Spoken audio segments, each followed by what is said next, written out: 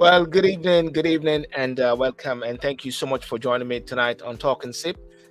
This Saturday night, want to welcome those who are going to be joining on YouTube, joining on Facebook, TikTok, and also Instagram. We got a part night. We're just going to go very sailing straight on. Topic is going to be uh, lessons from the UK elections and Hurricane Beryl relief. And also, I just want to say we big up just hopefully what's happening in Jamaica. It seems that while there have been lots of devastation, but there has not been it as bad as possible. But we're just going to go straight on into the program. And I just want to welcome Herbert and also O'Neill. How are you guys? How are you? How are you Yeah, doing? I'm good, man. I'm Doing good. I'm well. good. Yeah, just just let me just go straight into it as well. Um, not messing around. What are you guys drinking tonight? I don't know what I'm drinking actually. I'm drinking the mighty H2O I'm drinking the Mighty H2O. because I have to go drive for a little bit. I'm just having some orange juice. So you're saying you're drinking H2O just for the evidence, so someone can hear that and read that. But that doesn't mean to say that might be the reality, isn't it? That's Yeah, correct. you In, never know, right? in theory, Mm. that's how it's supposed to be. Yes. Yes, But in yeah, practical terms, is that really the case? yes. But I just had a glass of wine there as well. It's a very relaxing evening in the UK. England just won. Many people are saying it's a buck up and their luck is what five, what is 5-3 it was? Yeah, it was 5 penalties. penalties, but a Yeah. win You is a won a win. penalty shootout in decades. Yeah, a win is a win. It doesn't matter. Yeah, Yeah, when I come ugly, I come pretty. A win is a win. Yeah, a win is a win. yeah. Mhm. Welcome to you, Michelle, as well. Balance and wellness to you over there in the States. Welcome, Vita. What Vita about? Backside. What going tonight? You get free people. What is it? What is it? What is it? They I said get she flight. got free people so she can come on. They get flight. You get the permission slip. Well, listen. First of all, we all want to say about Jamaica regarding the recent hurricane. Um, Not just Jamaica, the Caribbean. well, The you're right about Caribbean. that, the Caribbean, because sometimes Jamaica is not the Caribbean. Jamaica is a part of the Caribbean, but yeah, the Hurricane Beryl seemed to have had an impact from a Category 5 to a Category 4. And what I'm understanding is that there are different, what should I say, assistance and support, which is going around and GoFundMe and everything. But I don't know if you guys have heard anything definite about what's happened down there. Or St. Elizabeth has been hit bad. Yeah, this the South Coast has been battered. Mm, Right, because of the trajectory. yes. Yeah, the eastern side got rain, but the south coast was hit with landslides and building damage and road and all that. Yeah. I'm not sure how many deaths there are, but I heard two or three. I heard one was a gentleman who went into the gully To find his ball. to find his ball and got washed away. And I heard a lady in maybe St. Elizabeth somewhere there, Herbert, I that was a tree, Hanover. Hanover, a tree fell on her. But yeah, Yeah, I think overall Jamaica was lucky. All the prayers. I think had it kept the trajectory as was projected, it would have been massive damage. So I heard St. Thomas, the South Coast, as you said, Herbert, has been damaged, but mainly trees down, power line downs.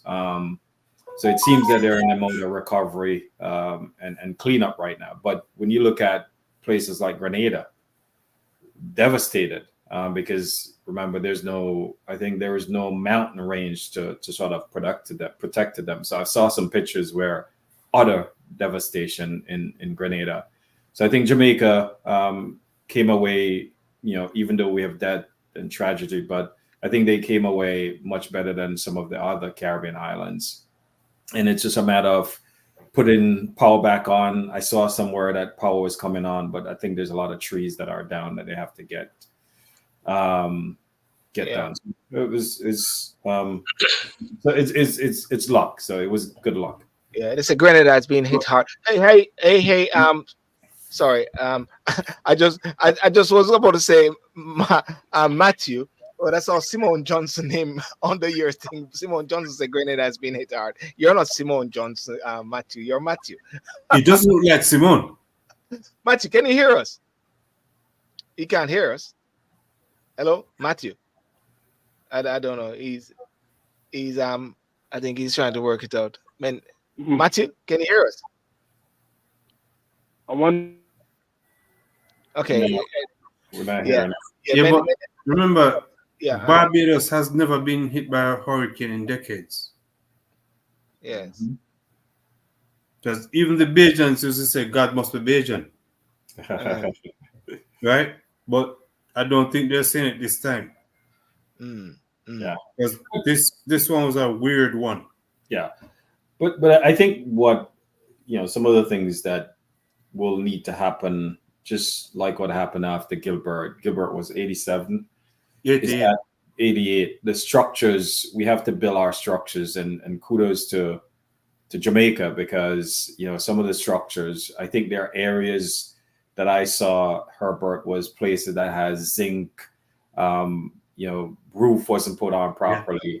So I think we have to do much more on the hygiene side in terms of the trees, because some of the trees, I just look at some of the trees, and you look at it, you can tell the trees are dead, right? So, for example, I had a tree in my backyard and I cut it down. When you look at it, the entire interior was hollow out. So when you look at some of the trees that snap, you look at it, those trees are going to go down anyway. So I think there must be better hygiene. And I think to the point in the conversation we're going to have, we could learn from this. How do we build much more resilient infrastructure?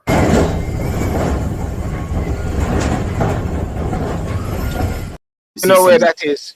That's Monroe College, yeah.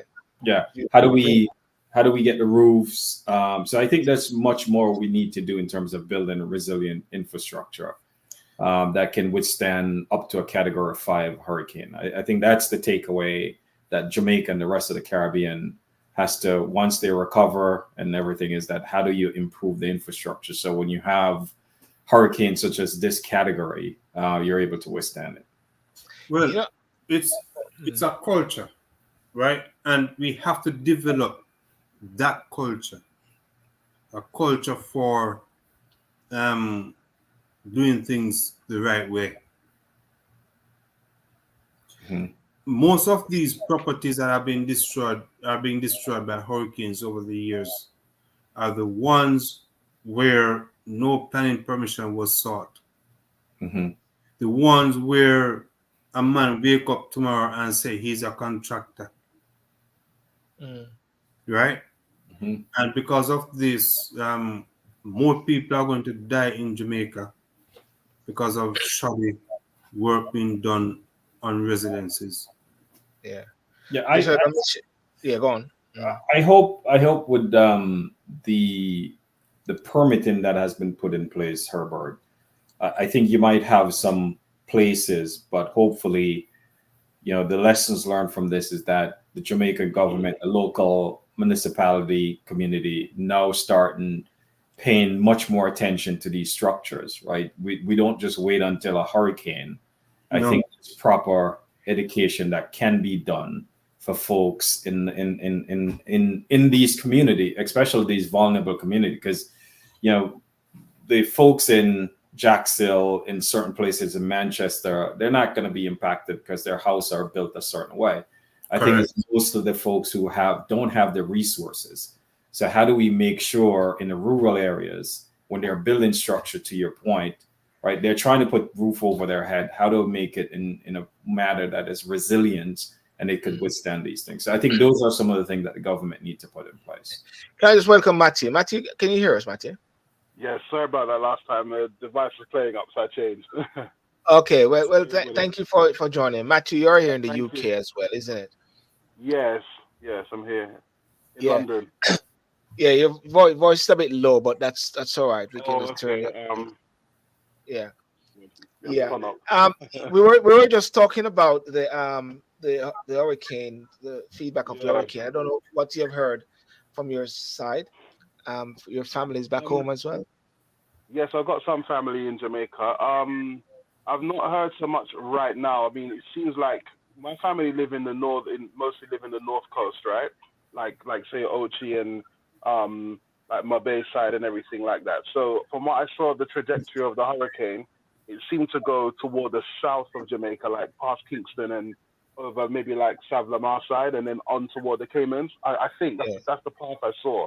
So I would guess that the northern coast didn't get as badly hit as the southern coast. mm, I'm guessing that Ochi and them was not as bad as Spanish Town and Kingston and all the rest. So yeah, Jamaica, in some ways, as bad as it is, they have better, they have the ability with the manpower and stuff to kind of get back on track better than some of the other islands that were hit in the East Caribbean. You know, mm, Saint Vincent was blown up and Grenada and they got it quite hard and Barbados uh, yeah, Barbados might have the money to kind of get back on track quickly, but for the other islands in that region and Saint Vincent and the Grenadines, they yeah. really got hit quite hard. So I don't know really. I could say I Well, heard it was infrastructure, so yeah. then that's what we need to Okay, be I'm focusing gonna on. pause on that point Yeah. regarding the hurricane bit and go into the UK for the sake of Mm. O'Neill, who's gonna go in 40 minutes. But just to say, Michelle had said, just heard from my niece, they're in Chantilly, Manchester. She Christiana. said no power, and they don't know when they'll be getting power back because of how bad they got hit. And she said further, she said, Auntie, I never lived like this before. It's like we're living in a primitive time. I saw somebody posted something. They're talking about a cashless society, and everybody's saying no money in the banks, no money in the cash points. Everybody's using cash. What do you say about that, Anil? That sounds far from what I'm hearing on the ground. I What are think, you hearing on the ground? Yeah, yeah. yeah, I think there's some places that because of trees, I think I've seen a couple of folks who are saying they need the power back on yesterday. Yes. Mm. We have big hits in Florida and we have all the resources. Sometimes it take weeks. And people were saying you should have pre-positioned trucks. How can you pre-position trucks into a category 4, category 5 hurricane? So it's not like you have the resources. It's not like you have in the US where you could pre-position truck in North Carolina, then drive down to Florida. You don't have where you pre-position in Manchester. So I think there's a lot of expectation that are not sort of what word I want to use, Reasonable. reasonable expectation, Mm. right? I Too think the government realistic. is doing as much. I saw where the UN released $25 million, and it seems like ODP, ODP. right? They're releasing some funds, but it was we're Saturday. This happened on Wednesday, and people are saying the government should put light back on already, etc. Everything has to be done safely because even as big as we are with resources, sometimes it take weeks. So I think people should be a little bit more patient. Build a community, go help your neighbor, go help folks. Because I remember with Gilbert back in '88, some places took 18 months to get back their power, right? Obviously, we're not at this point, but go help your neighbor. I'm sure now you make sure you have your lamp. Go get some kerosene, get some wood fire out the back, Home and sweet home. Home Yeah, sweet the home. home sweet home. yeah, just be be resourceful. Go help the community out, right? So I see a lot of people complaining, Silver, and I'm like, go mobilize the community. That's what we did after Gilbert. We You had know, to you know, mobilize the yeah. community. I remember one thing about Gilbert, and it's one thing, and you guys will laugh, but I got a component set just some time before, and I just went to Kingston. So I was like a new kid going to Kingston, and that component set was all I was worried about. I just got a plastic bag and just covered that component set, and the name of that component set was called Jedi. And all I was worried about was water coming in that window there, and I was all I was worried about was my component set. I didn't care about anything else. It was just my component set. I covered with the Well, plastic. But I think folks need to wait. So I know we're going to switch to different topic, but I Yeah. think folks need to wait. Yeah, but yeah, listen. I want to touch into the UK because something phenomenal happened in the UK of recent days, and everybody have been watching that, and we have seen whereby the Conservative Party lost big time, as they would say, in the words of Trump, bigly. Over 200 years, that's been the massive amount of loss. They're now at 121 seats, and Labour Party has got 412, which is two more than the projected um, exit poll, which was 410. Reform Party got 5 seats, and the Lib Dem Party got 71, few from the projected of 60 something. But what was very interesting about this election as well is that the Lib Dem got 3 point something million votes and got 73 seats, 71, and Reform got over 4 million votes collectively, and they got what should I say, 5 seats. So they're talking about there's a big debate which is going to be happening now about the proportional first past the post and proportional voting, which is a big thing. But regarding this, I wanted to juxtapose: are there any lessons from the UK elections that can link with Jamaica, or you want to talk about the UK first, in a sense? Was this something that we were expected? Let's go, Charlie. Let's go, Matthew. Matthew, you're here in the UK. What do you think about the votes? It was kind of predicted. I don't think it was predicted to be that bad. I was down at I went to the Houses of Parliament a few months ago and was talking to one of the members there. You can hear me clearly, yes? I can hear you. Yeah, I Okay, can hear you great. clearly. Yeah. Okay, great. And they were saying to me that there was discussions about putting in letters of no confidence in Rishi Sunak, and this person said, "Look, it's too late for that now. Whatever they turn out, whatever will happen, will happen." But they said it's likely to be a hung parliament. I remember the two things that they said to me. I remember were that it's likely to be a hung parliament, and the election will be at the end of the year. So I kind of said, all right then, but it seems like what the criticism has been. There's been two major criticisms. One is that they said that Rishi Sunak kind of did not need to hold the election right now. He had all year to kind of plan a good election campaign, and leading up to it, kind of getting the cultural, getting the kind of like feel the fabric of what's going on out there, and then come up with a manifesto and a plan that would really Get his team ready as well. Get his team ready as well. Team ready. But the second thing people are also saying, well, there's a second. Second thing they're saying is that he was not really chosen by the Conservative Party members, the people that are part, that subscribe to the party. He was kind of appointed. They wanted Boris Johnson, they wanted Liz Truss, but he was not someone that they wanted. So he was brought in as a kind of managerial person. He had once they put him in, the establishment of the Conservative Party were happy, but the voters were not. So that's where the polls began to tank regarding him. So the writing was kind of on the wall from a long time ago, And it seems like the other thing they're saying is that it seems like he held the election as a way to kind of sabotage any prospect of Nigel Farage's party being able to gather up any momentum and get and enter Parliament. But as a result, it's like he cut off his own legs, Yes. He cut off. Now he's and you know what the thing I want to say. This is kind of me saying this now, and I don't want to take up everyone too much time. but what my observation is, Silborn, is that growing up in Jamaica, partly in the 80s and the 90s, and having lived in London, where you see a lot of there's many different ethnic minorities, I find that there's often a bit of a problem when it comes to us from developing countries, that we are very determined. We could be very determined to get ahead. We could be very much about, my son goes to this school, my daughter goes to that college, my son's a doctor, my daughter is this, and it's all about climbing the socio-economic ladder at any cost. I can understand Rishi Sunak's determination to want to become prime minister, but I think he went about it the wrong way. If people believe that you sabotaged one or two prime ministers to get there, right? And that you went about it not in the conventional way, which is to go for the leadership campaign and whatever, and then get chosen by the members, because he tried that and he lost to Liz Truss.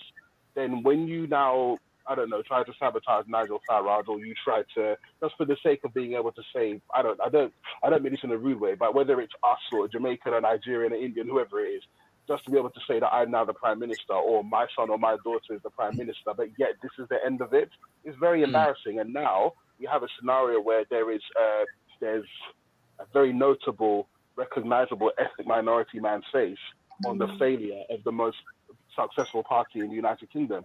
I wasn't voting for them, but I'm saying it kind of sends a message out that when you put people like that in power, this is what happens. That kind of failure. He should Yeah. not have gone to the Premiership when he did, in my view. He should have just, if it was going to come, Well, let it well, come the more organic way. it's funny you said he didn't have to go for the premiership, but it wasn't just him only. It was a party that put him there in a way because Yeah, yeah, yeah. And now they're in a paying way. the But price for it. Now they're yeah, paying the price for it, man. yeah. Let's go to Anil. Anil, from your observation from the states there as to Yeah, what happened. there's a. And I've been thinking about this, since you're seeing sort of what's happened across Europe. You're seeing Macron, and you see the things are going on Right, there, it's do on right? TikTok. Yeah. You see Netherlands, etc. I think the former PM, as they say in Jamaica, was given basket to carry water, right? He has been in there was two previous prime minister who stepped down, but I also think 14 years Yes. in power, I suspect they have lost the will of the people, because I think I forgot who it was. One of the debate, they talk about their manifesto that migration was an issue that they said they're going to fix in every manifesto. And I think it just continued. And one of their campaign slogan was to fix it again. So I Yeah. think you've lost the people. Yeah. So I think Yeah. when you have sort of the conservative, the Labour Party, just looking from outside, is that you've lost the will of the people. You've lost the trust in the people. And I think people are not giving the Prime Minister Keir Starmer any credit, because and here's why I'm saying it. When he came in, he was far left, right? Yeah. Remember When he came in on the scene. when he came in Yeah. on the scene, he had the issue with Corbyn, the anti-Semitic, but he moved to the center, Mm. right? Remember, if you just watched him over, he's not because I think he's been in politics about 10 years. Yeah, 2015 he became an MP. Right. Yes, he was So a he's director. not an entrenched individual or an ideologue. So he was supporting Corbyn. He got rid of those folks and he moved to the center. And yet people are saying that he's not charismatic, he's not this, but he moved to the center and Yes. started talking about the things that the people care about. And after 14 years, I think what the people said, look, 14 years, we had conservative, right? And now we're going to go Labor. And it reminds me of Blair. Yeah, it reminds me when Blair came in, right? Blair moved to the center, and then sort of, he governed mostly in the center for most of his, I think he was in 13 years. So I think it's the will of the people. And it just tells you, if you're a politician, regardless of what country you are, and you're going to make promise to the citizenry, you have to deliver. Yeah. When you that's have what it is. four or six, I forgot the number, 6 or 7 million people waiting for service on the NIH, you have campaigned to fix that, right? And now you still have issues. You talk about net migration, et cetera, et cetera. You look at finance, you look at housing, right? So I think a lot of folks are like, even the folks, I think, to be honest, who are staunch conservative, they're like, what I got to lose for 14 years? And I think that's what, from an observer looking out, is that the current prime minister, elected prime minister, moved to the center, and you had a vote in public that was just tied to the conservative. That's the way Yeah. I'm. Yeah. But they You're didn't right keep about his that. promise. You're right about that. They didn't keep his promise. Yeah, Yeah. yeah. You're right about that bit there, and let's go back to the leadership before I go on to Herbert now. The leadership contest. A lot of people are of the view that we voted for Boris Johnson, yes, Yeah. and then your party network or so keep giving us different prime ministers when that is not how it should be.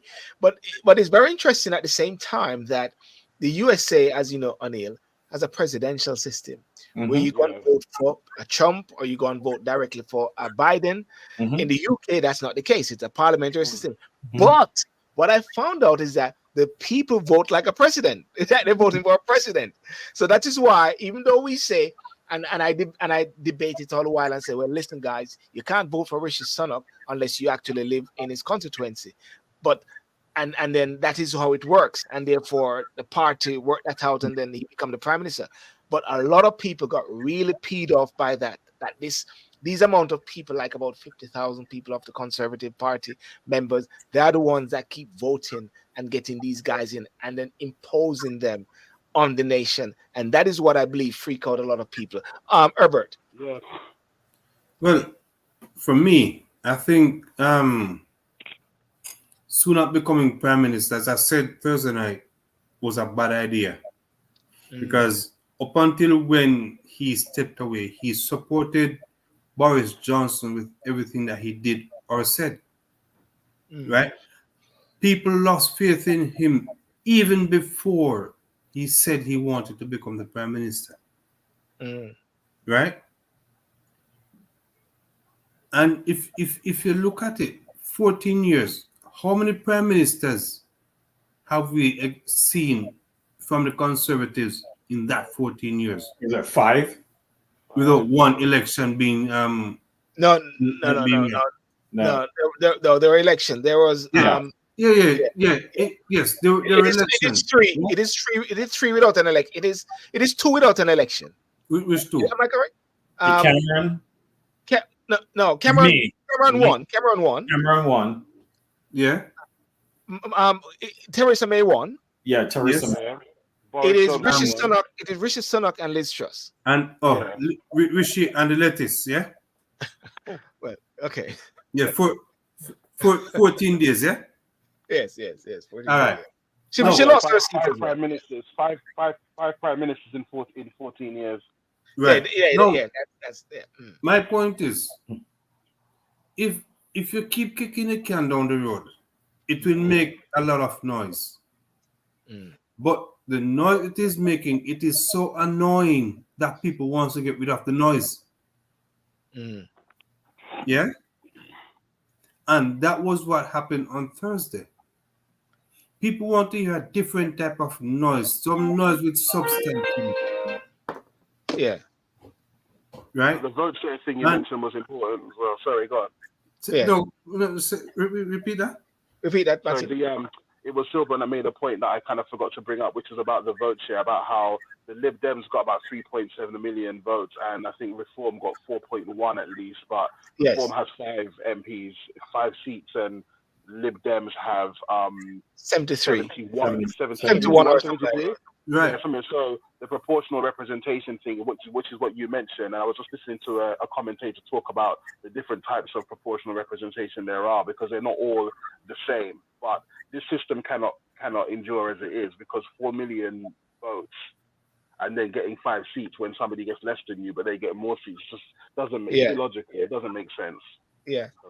Right. So it goes to show that even though he was elevated to the prime ministerial level, I do not think he was fully in tune with his constituents or the people of England. The nation. Sunak. Yes, Sunak. I do not think he was, right? Because remember, he came in as an elitist, right? Yeah. And at the time when he came, people were suffering. Because it's on the kickback of COVID. And also the Russian thing. So a lot of things were happening there. And then Brexit did not get to kick in properly. Then all of a sudden after Brexit, then wabble, you had COVID. Then wabble after COVID, or during COVID, they had the Ukraine war. So in a way, what they're saying is that even the Conservative, in a sense, they weathered through this period of time. Yeah. And people saw them as the face of these disasters. Yeah. And my point is, if he had spoken out long before he jumped from Boris's cabinet, I think people would have had more faith in him. Yeah, I just think he was too young. Partly, I think he just didn't. No, I think he was too faithful to Boris. He was no, I don't really think No, so. I know. Over here in the UK, everybody thinks that he's the one that actually exposed Partygate or whatever, or kind of exposed that Morris was. But I don't know, must have had some fizzy orange juice in the back of a room somewhere during COVID, and No, but you know, he got in trouble for that. Let's move away from the party. Like, looks like people I went to school. He looks like people I went to school with. And it just like, you don't look convincing. No disrespect. He's a very accomplished and intelligent man, but he does not carry with him that kind of gravitas that I think that the wider British public, which is not just London, it's the whole of, you know, I don't think they look at Rishi Sunak as a leader of their people. No, I don't. because he's not politically mature. So That's what caused him to underestimate Nigel Farage, I think, and that's why Nigel Farage is in and he lost his premiership. yeah. So Let's go for Anil. so Sorry, go I on. don't think it's that he's young. Yeah, I think he's politically immature. Yeah. I think, you know, sometimes when you are ascend to a leadership position, you have to figure out what type of leader you want to be. And I'm sure he knew that, you know, there's a swath of the British citizenry that just didn't connect with him, right? Because as you said, you know, his upper class upbringing, people said he's a billionaire, et cetera, et cetera. There are things that he could have done to connect with the people that he did not, because I think there's this mindset, and it's not just in the UK, it's other places, that I don't need to talk to the citizen. I don't really need to go have a conversation with them. I don't need to go to a pub. And even when he shows up to a pub to have a drink, they're like, no, this is not a dude I would want to.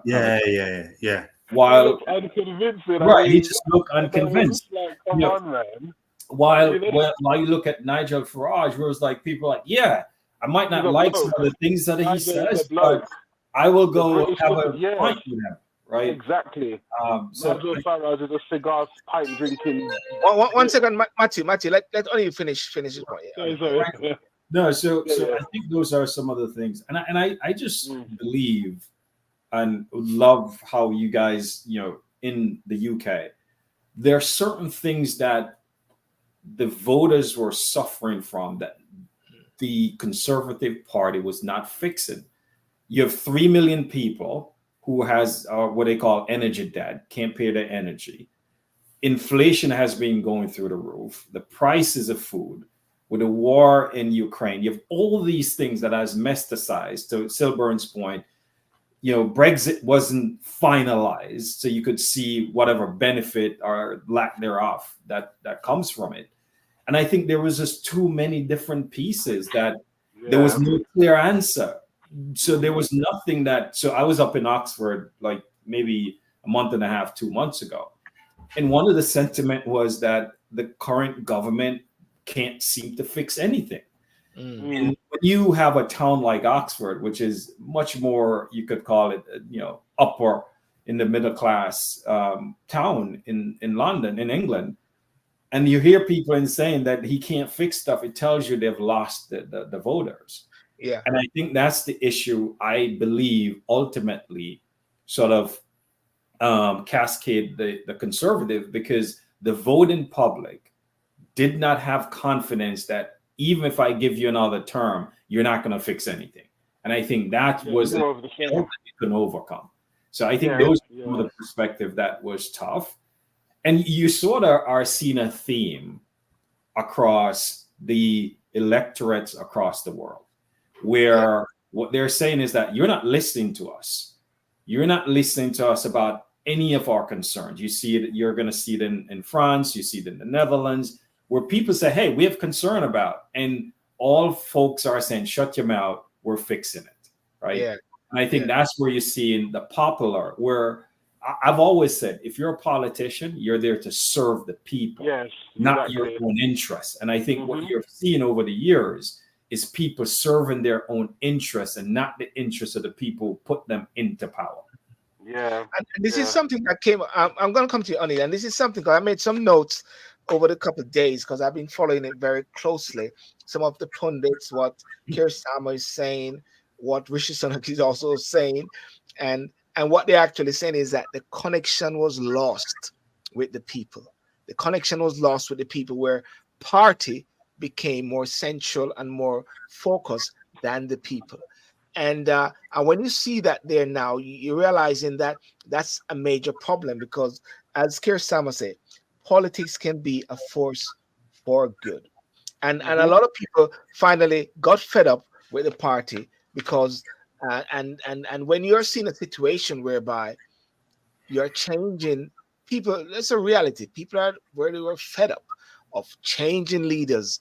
And hang on a second, the nation never had a say in the whole process. That's what got Yeah. them fed up as well. Matthew, yes. Yeah, that was exactly it. I think the voters felt betrayed, and looking at the vote share, what people were pointing out, I think it may have been a political commentator called Matt Goodwin. I think it said something like, "It's not that people are voting for Labour more, it's that the vote is more of a protest vote against the Conservatives, because the Yeah. vote share has gone down." Because I think they pointed out that I think Theresa May got 13.1 million votes or something, and Boris Johnson maybe got 13.6 or 13.9. There was a bit of a gap between them. But Jeremy Corbyn probably got about 12.1 million votes. So Jeremy Corbyn got 24. Oh, sorry, you mean at the election or the recent one? No, at the 2017 election. Okay, Jeremy 2017. Corbyn. Sorry, Okay. at the 2017 election. Okay, I think okay. Theresa May got 13.3 million votes, and I think Jeremy Corbyn got 12.1. So for Keir Starmer to only be able to get, or Labour to only be able to get 9.6. 9.8. 9.8. That's a massive difference. Sorry? People stayed home. People stayed home, and it shows you that. So the confidence in the country. So a lot of that, what the Conservatives gained through Boris Johnson in 2019, that got lost because those people felt betrayed after lending their vote to the Conservatives. They then were voted for the Brexit Party. The Reform Party. So that means I think Reform came second in about 98. And Matthew, I checked the figures. 4.4, which was Reform, and the Conservative that got 4.4 million. Sorry, no, I'm talking this election. Yeah. In this election would make them a bit more than what Labour even got. Oh, for which candidate? I mean, No. I'm talking all the votes. I'm talking the votes combined together. The votes combined together. The votes combined together, and I can share it to you right here now. It shows that let me see something. Election 2024. Keep talking. I'll find the figures.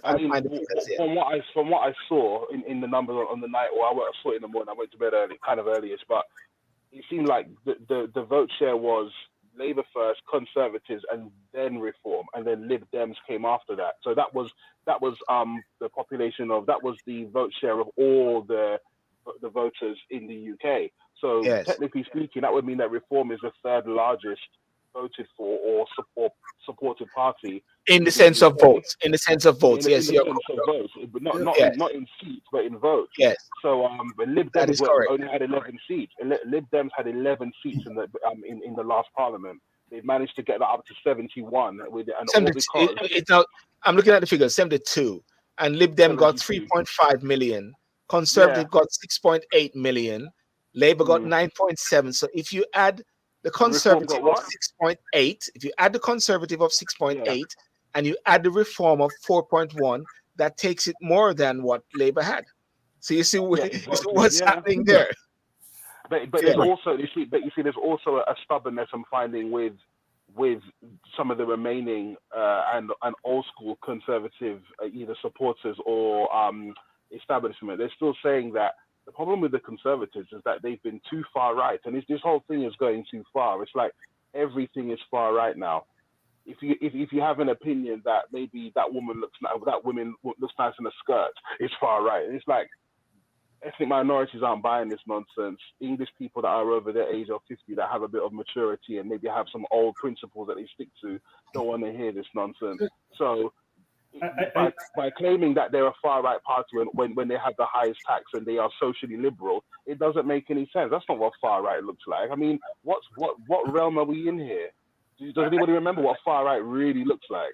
Yeah. I think, In a white majority country. Yeah, like get Onion to come in right I now. think Matthew, you bring up an excellent point. I think over the years, people are willing to shut down discussion.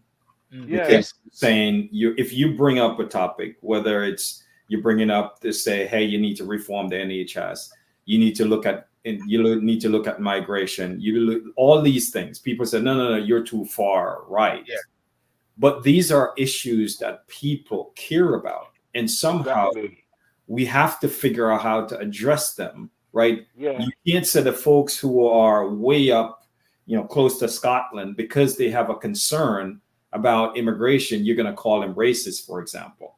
It's a concern, right? Here they're concerned, right? Yeah. I think those are the things that I hope with the new prime minister, he said it, that he's going to be prime minister for everybody. Yes. And I think, and if he does and he govern in the center, which traditionally, when you look at it, Matthew, is that even within the US, each party will go, to the left of center to get the nomination, right? Once they get the nomination, they typically govern in the middle. You have some people who swing, either way, but typically, if you look at policy overall, you look at Clinton as an example. Clinton governed in the middle for the most part, right? You look at Reagan, people will tell you that Reagan got everything, but remember, Reagan never had a conservative, a Republican House or a Republican Senate.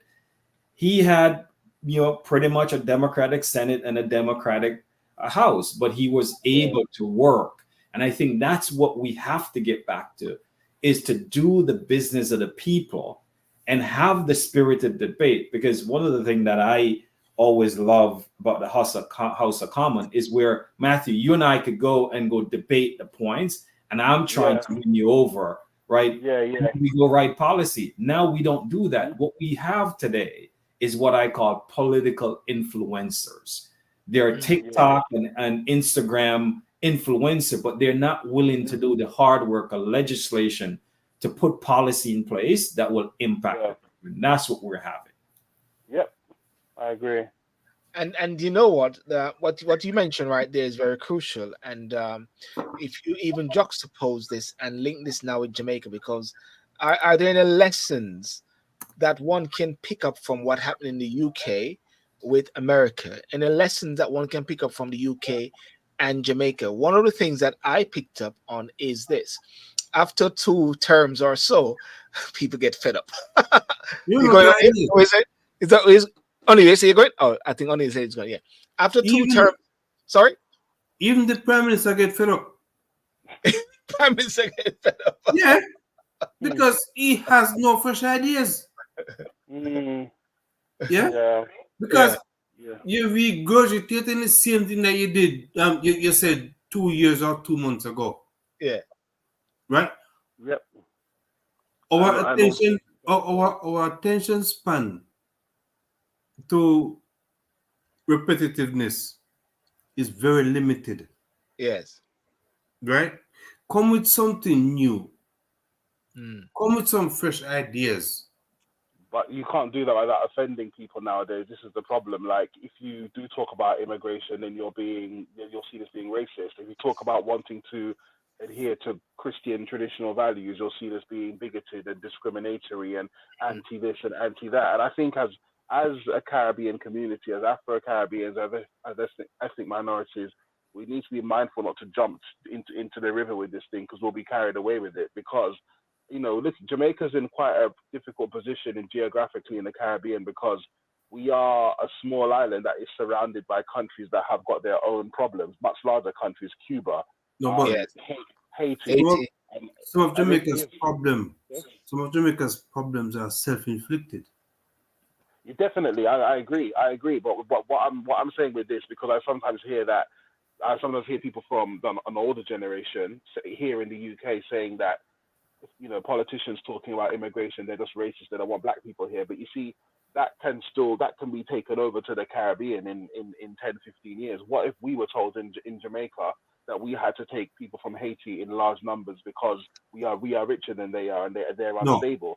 But Haiti is 8 million people plus, and Jamaica is less than 3. We don't have the space for all these people. So how does the UK have all the space for the hundreds of millions of people that live in North Africa and the Middle East and Sub-Saharan Africa and East Asia? It's plus being a major place of attraction for every other developed country and all their citizens as well. It's unsustainable. So I'm not going to jump in with the narrative that if English people are complaining about how they're seeing their towns and cities change demographically, they must be discriminating because they have legitimate concerns, just like we would if we were in Jamaica as well. And I've So heard what? how Jamaicans Yeah. talk about other people coming in, not just Jamaicans, but all over the Caribbean, talking about people from other countries coming in and what they're doing and what they're not doing.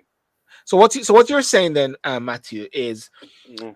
we got to face the music, really face Yeah. the music, because Nigel Farage, one of the things that Nigel Farage said, he said that one of the reasons why he gets along well with people is because he listens to them. He don't just shut them down just because Yeah. they're saying certain things, because in a way, these are what people are saying. So, he was saying one time, yes, I understand what they're saying was a bit OTT, but you have to listen to them. That's what he was trying to say. Yeah. Not saying it, not Yeah. saying you're appeasing it or whatever like that, but you gotta listen.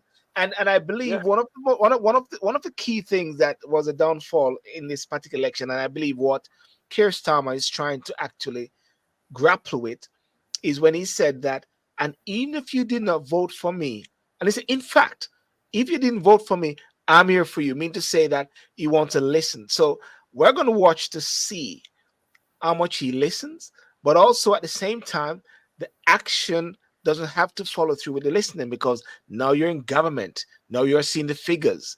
Now you're going to realize that there are little constraints that one is going to have at the same time. And that is something which one will have to really monitor at the same time, because hey, he's just in there for a day. He had his cabinet, Mm. a lot of women there. He got his press conference, and now he's traveling to the four quarters of the UK tomorrow. Yeah, and look, it's understandable, man. What Labour's achieved is great. What they've achieved is it's what every party would dream of. I'm not sure if they have the exact same amount of seats that Boris Johnson got in 2019. I'm not sure, but I think it's roundabout. It might be roundabout that. I'm not sure. And they got more than that, yes. Yeah, They got more. Okay, I thought yeah. Johnson had a majority of 80. I thought 80, so, and they got a majority of 170. Oh, okay. Well, Yeah. there you go, then, isn't it? I mean, it was completely careless. The people that put Rishi Sunak in as the leader, they did what egotistical people do, which is they borrow today, not realizing they're gonna have to pay for it tomorrow. And they knew that this man was not a winner. It was saying like when when Biden was got in, he was like, oh, the adults are back in charge. Now Rishi Sunak is prime minister. We have a responsible, and yet there's no evidence to prove that anything that he did. Maybe some things were good, but he did not convince the electorate. And all the people years ago that were saying, I don't think Biden is well. I don't think cognitively he's there. Even back in 2020 when he was debating with Trump, we're now seeing what people were saying years ago after the media has gaslighted everyone. Same with with Rishi Sunak. Oh, it's time for a change. It's all about time for a change. Yeah. But if the whole orchard is done mash up.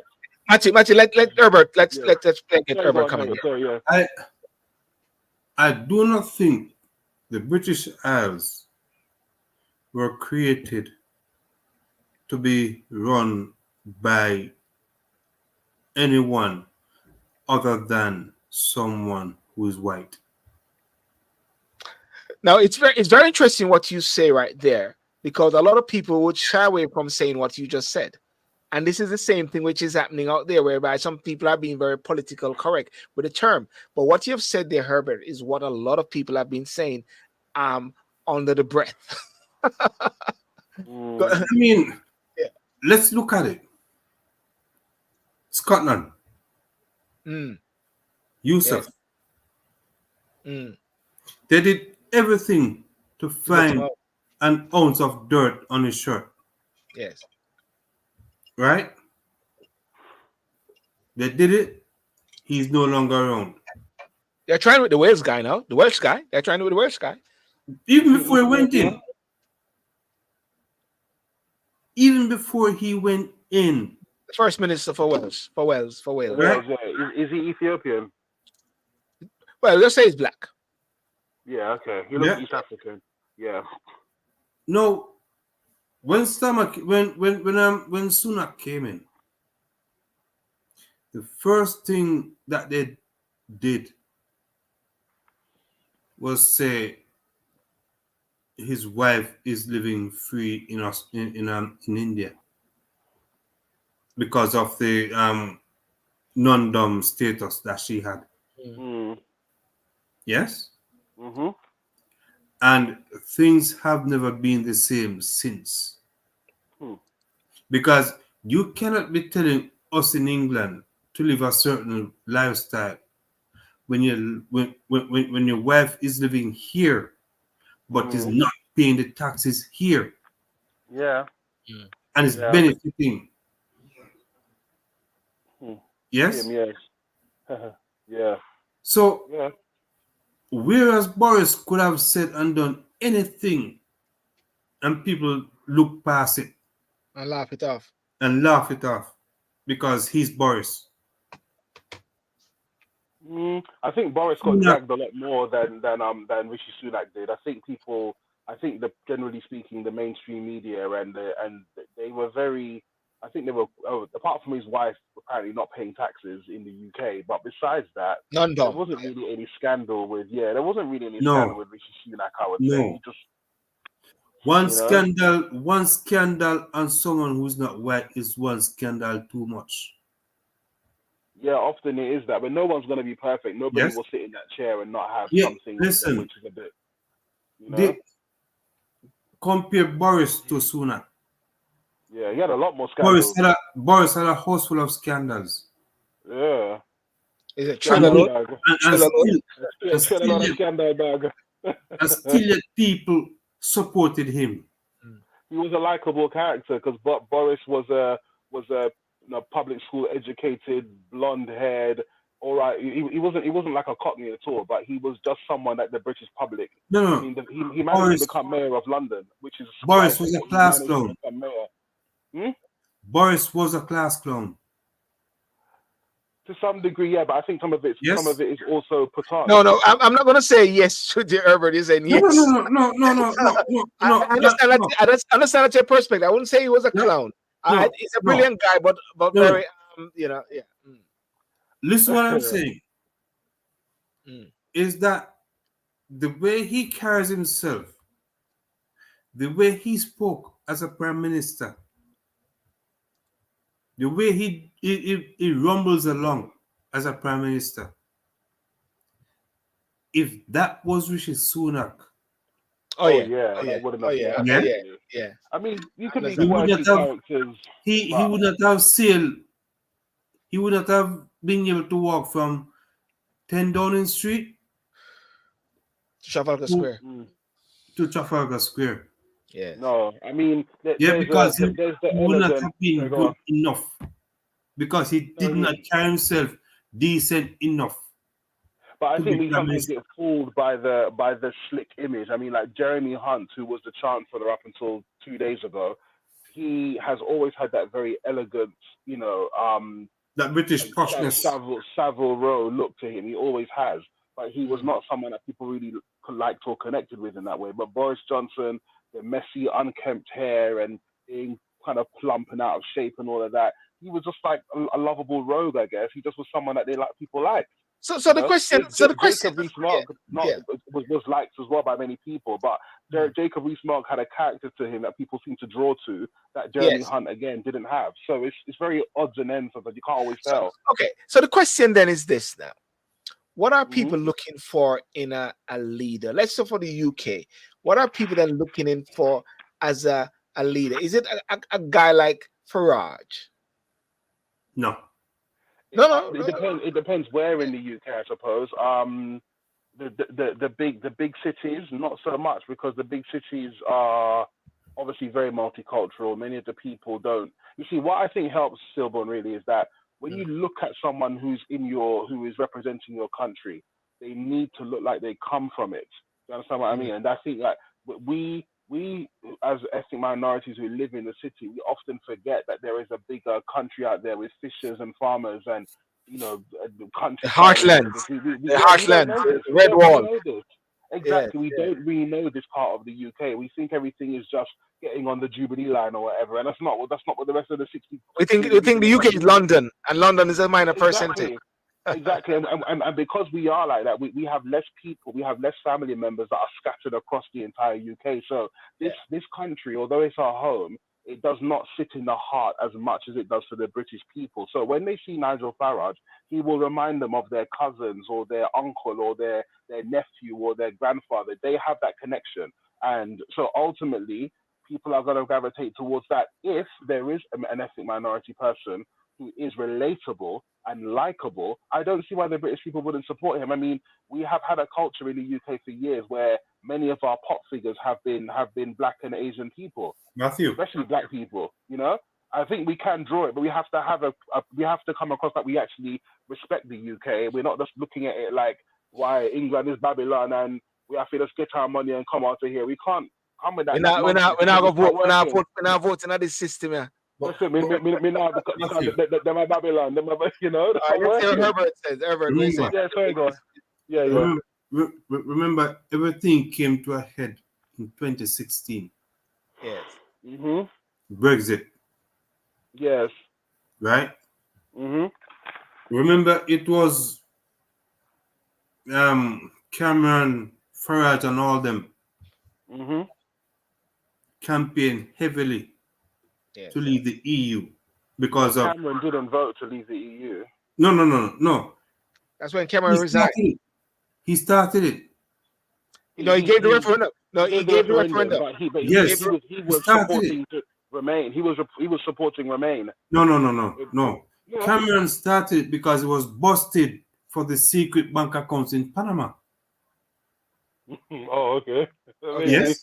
that's one Yeah. gonna be on me, Herbert. Yeah, that's a bit. But I mean, Boris Johnson Yes. supported leaving the EU, and Yes, Cameron supported yes. staying. No, Cameron Yeah. as Prime Minister got busted with the secret bank accounts in Panama. Okay. Cameron along with others. And What does because that? I don't understand how that link with the Brexit. hold on. Okay. Because of EU stance on financials, if they remain in the EU, they would have to answer questions. But if they left it, which they did, they could not be held to account by the EU because they were no longer under EU regulations and restrictions. Yeah, but Cameron was the one who instigated the The Brexit. EU, the No, Brexit. the Brexit. But Cameron was the one that instigated it, but he voted for it. That's why he resigned. He left it in the hands of Theresa May and said, deal with it. Yeah, but Right? I don't know. No, hold on. There was no need for David Cameron to leave Why? if Brexit was if he was voting for Brexit. Mhm. It is because he voted against Brexit, and then the referendum came. I'm sorry, I'm not really catching this one here because Cameron triggered the article yes of leaving the EU, yes right? Article 16 wasn't that triggered by Theresa May or Boris Johnson or whatever? No. Cameron resigned the next day after the referendum result came out. Yes, he started it. He started the process, but it was the majority of the work was done by Theresa May. Boris Johnson came. Her deal was scuppered, really. Right? Boris Johnson came and regurgitated what Theresa May was trying to do. Remember, Boris Johnson sequestered Parliament because he wanted he wanted the vote to be passed, so he sequestered Parliament. Yeah. Right. So, in today's in modern day politics, which is 7 days is a long time, let alone 7 years. Right? Mm. A lot has been passed down to the former Prime Minister, from Liz Truss, Boris Johnson, and Theresa May. He picked up all that baggage, all that Who did? garbage. Who did? Sunak. He picked up all that garbage and was forced to work with it. But he did not have the substance. Neither did he have the support of the more senior people within the Conservative Party. He had their support. That's how he managed to become prime minister. He No. he had their support. Herbert, I got to leave this bit here Yeah. because I think we're losing people on this point here. I'm not really connecting with it, and I think maybe we need another time for this bit here. Yeah. Mm. Yeah, I'm not really connecting with it, and I'm losing it a bit because where I really wanted to go to, I want to go back to Jamaica and the whole hurricane bit, but I wanted to see what message or what lessons can be learned from this for Jamaica at this time. Jamaica, we are seeing the government was been there for 8 years. Are people saying they get fed up of government after 8 years? Are the government actually listening to people based on Jamaica and based on what we are seeing? Are we seeing that the possibility of what happened in the UK could happen in Jamaica as well? Because in real terms, the government of Jamaica, the JLP, is aligned with the Conservative Party in the UK. We all know that. Yeah. And the PNP is aligned with the Labour. with the Labour Party. Labour Party, No wonder when Mark Golding gave his congratulations, people were saying, "Did you go and vote?" Marky British. They're teasing him. No, I mean, it's a foregone conclusion that the JLP in Jamaica has lost its way. And that is why they've turned everything into a political campaign. If they fix 2 police stations, they use it as a political speech. A JLP fix it. Yeah, JLP fix it. If they buy garbage truck, which they have to buy, the JLP buy garbage truck. Mine and sue you, know. Mine and sue you for defamation, you know. Well, they can sue me. They can sue me because they have to catch me first. Right? And you hide down the bed in England? Eh? You hide underneath your bed in England? Right under it. Right? And my thing is, Silver, you are there to govern. Yes. You're not there to count to highlight your achievements on things that you should be doing as a government anyway. Right? You're not there to decry what the opposition did when they were when they were in power, because you've been in power for so long, people might even forget that they were in power. Yes. So you have what is called the mandate of the people. Go do your thing. Let the people see what you what you're doing while you make the government. Yes. Yeah. It is a very strong bit, especially when they say that people are fed up with party, as the parties seem to be more significant or have a higher place than the people. It should be the people and then the party. Because once you become a government, I believe that the party should be pushed aside to a certain level. And that's why I have an issue when constituency offices are painted in green or orange. Because what that is actually saying, you're indirectly intimidating, I believe, someone from the other side to come in and have that conversation. Because and it seems like maybe persons who are of a different party allegiance may not want to go and speak to the MP to their surgery. So therefore, there need to be this level of sort of listening to the people as much as possible, or because what we saw is that the people actually came out and shut down the government. The people came, voted, and waboom, all of a sudden, Richard Sunak had to come out and say, I'm going to see the king.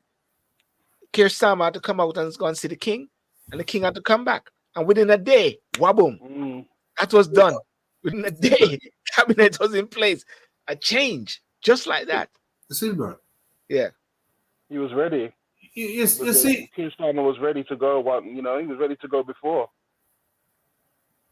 He was ready to set up his government, to set up his cabinet before the election. He was very ready, and I think that I feel like what Sunak did felt like a schoolboy error. It's like, if you do this now, you can get the. But it's like he bought a gold medal. That's what his prime minister. That's what his premiership feels like. It feels like he tried to buy the first prize, and then when it came to delivering as someone who's the best runner or the best athlete, he couldn't do it. And that's the problem. Always try to achieve things through the legitimate means, because when you fail for doing it wrong, no one's really going to have any mercy. This is not the image we needed of ethnic minorities in the UK. That when we're put on top of British establishments, we cause it to fail so catastrophically. As for Jamaica, I don't really know. I don't really see us. We haven't had an Indian prime minister or a Chinese prime minister yet, from what I know. We had Edward Siaga in the past, but I think he was Syrian or something. I'm not entirely sure. But he was of Syrian. Jamaica can learn. Yeah, okay. But also, all Jamaica can learn is, well, the parties do not borrow today that you cannot afford to pay back tomorrow, and just be mindful that you don't spite your electorate, because you can lose hardcore. That's what's happened here. No, Matthew, you don't understand Jamaica yet. Jamaica's different. I get Jamaica's different. Jamaicans vote for politicians. They do not vote for policies. Yeah, right. Do not vote for characters, but that's the Western No, world. that's what Robert said. They vote for characters, isn't it? Yeah. But the Western world is all about that. The Western world is, still going. One of the criticisms that I saw some black conservatives mention in America. This is something like, all Bill Clinton needed to do to get votes from the black community was go on the Arsenio Hall show and play the saxophone, and that was it. It didn't matter if he was saying, I'm going to set up a temple of Satan in the White House. Black people would have voted for it just because he was playing the saxophone like he was on an R&B record. I'm not saying that's the only reason, but what I'm pointing out is Western culture is based around personality. Politicians become celebrities, and it doesn't matter what they're saying. As long as you're caught up in that seductive charisma, you don't really filter things the way that you should. But you can't. Jamaica has to learn, like all those countries, do not vote for your people based on how charismatic they are. It's the same. It's biblical. It's like the same thing that Absalom did in order to gain power over his father, King David, isn't it? So we have to be very sober-minded when it comes to leading, because people, you give keys to someone, you put keys in their hand, they might burn down your whole house. Yeah. I think after I've experienced so many Category 5 hurricanes since in my lifetime, right? And I do not see any changes in the government's approach to these disasters in Jamaica. None. No proper infrastructure. No, because we all know that hurricane season is from June 1st to November 30th. And it's a reality. It's something It's a reality. It's not like a volcano. It's not a volcanic eruption that you can't always tell what may happen. You know the hurricane season. Hurricane. When it is. June 6th, June 1st to January to November 30th. Yeah. Right? Yeah.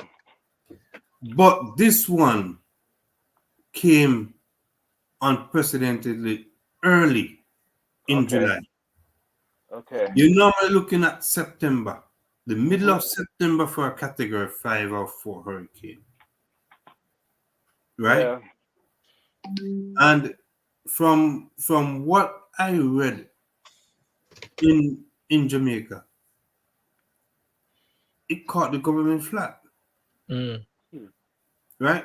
The only positives that I think I saw is they've announced that the money that they'll be spending for rebuilding is not coming from loan, but but because of their financial practices, Yeah. right? Yeah. And to me,